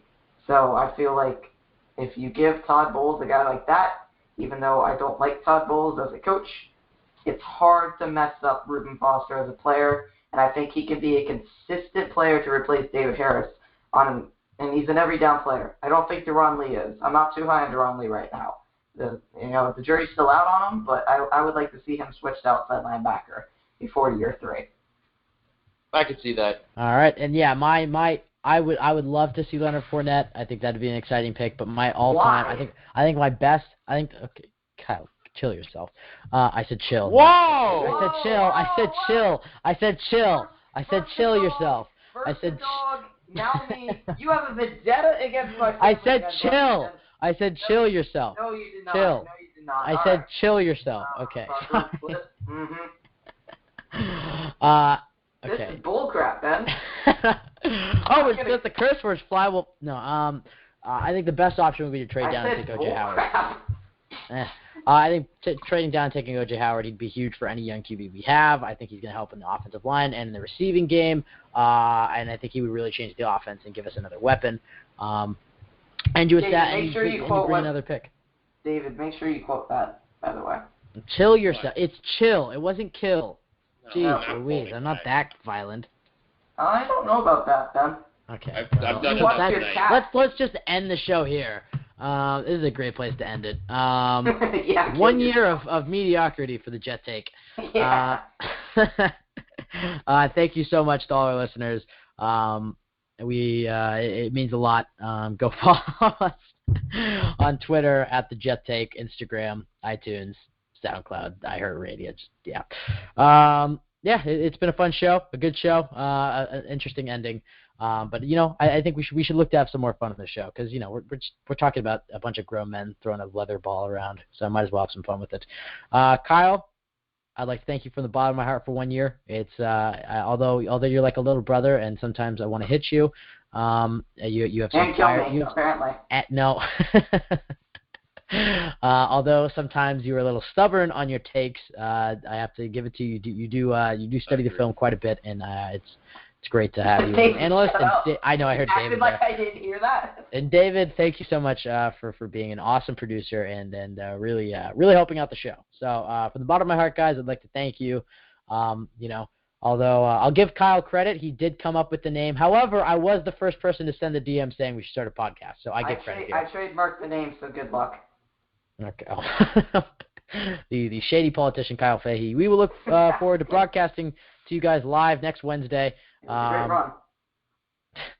And we look to make it. We look forward to making it another year. And hopefully the Jets don't suck next year, but they probably will. Guys, thank you so much, and we will talk to you guys next week. We'll leave you with the best chant in the National Football League. Make sure you follow us, and thank you so much. Here it is, JETS, Jets, Jets, Jets. And now it's just, of course, oh my God. Wow, perfection, guys.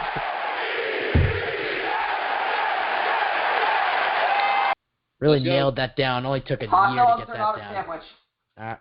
Sandwich. Talk to you guys next Wednesday.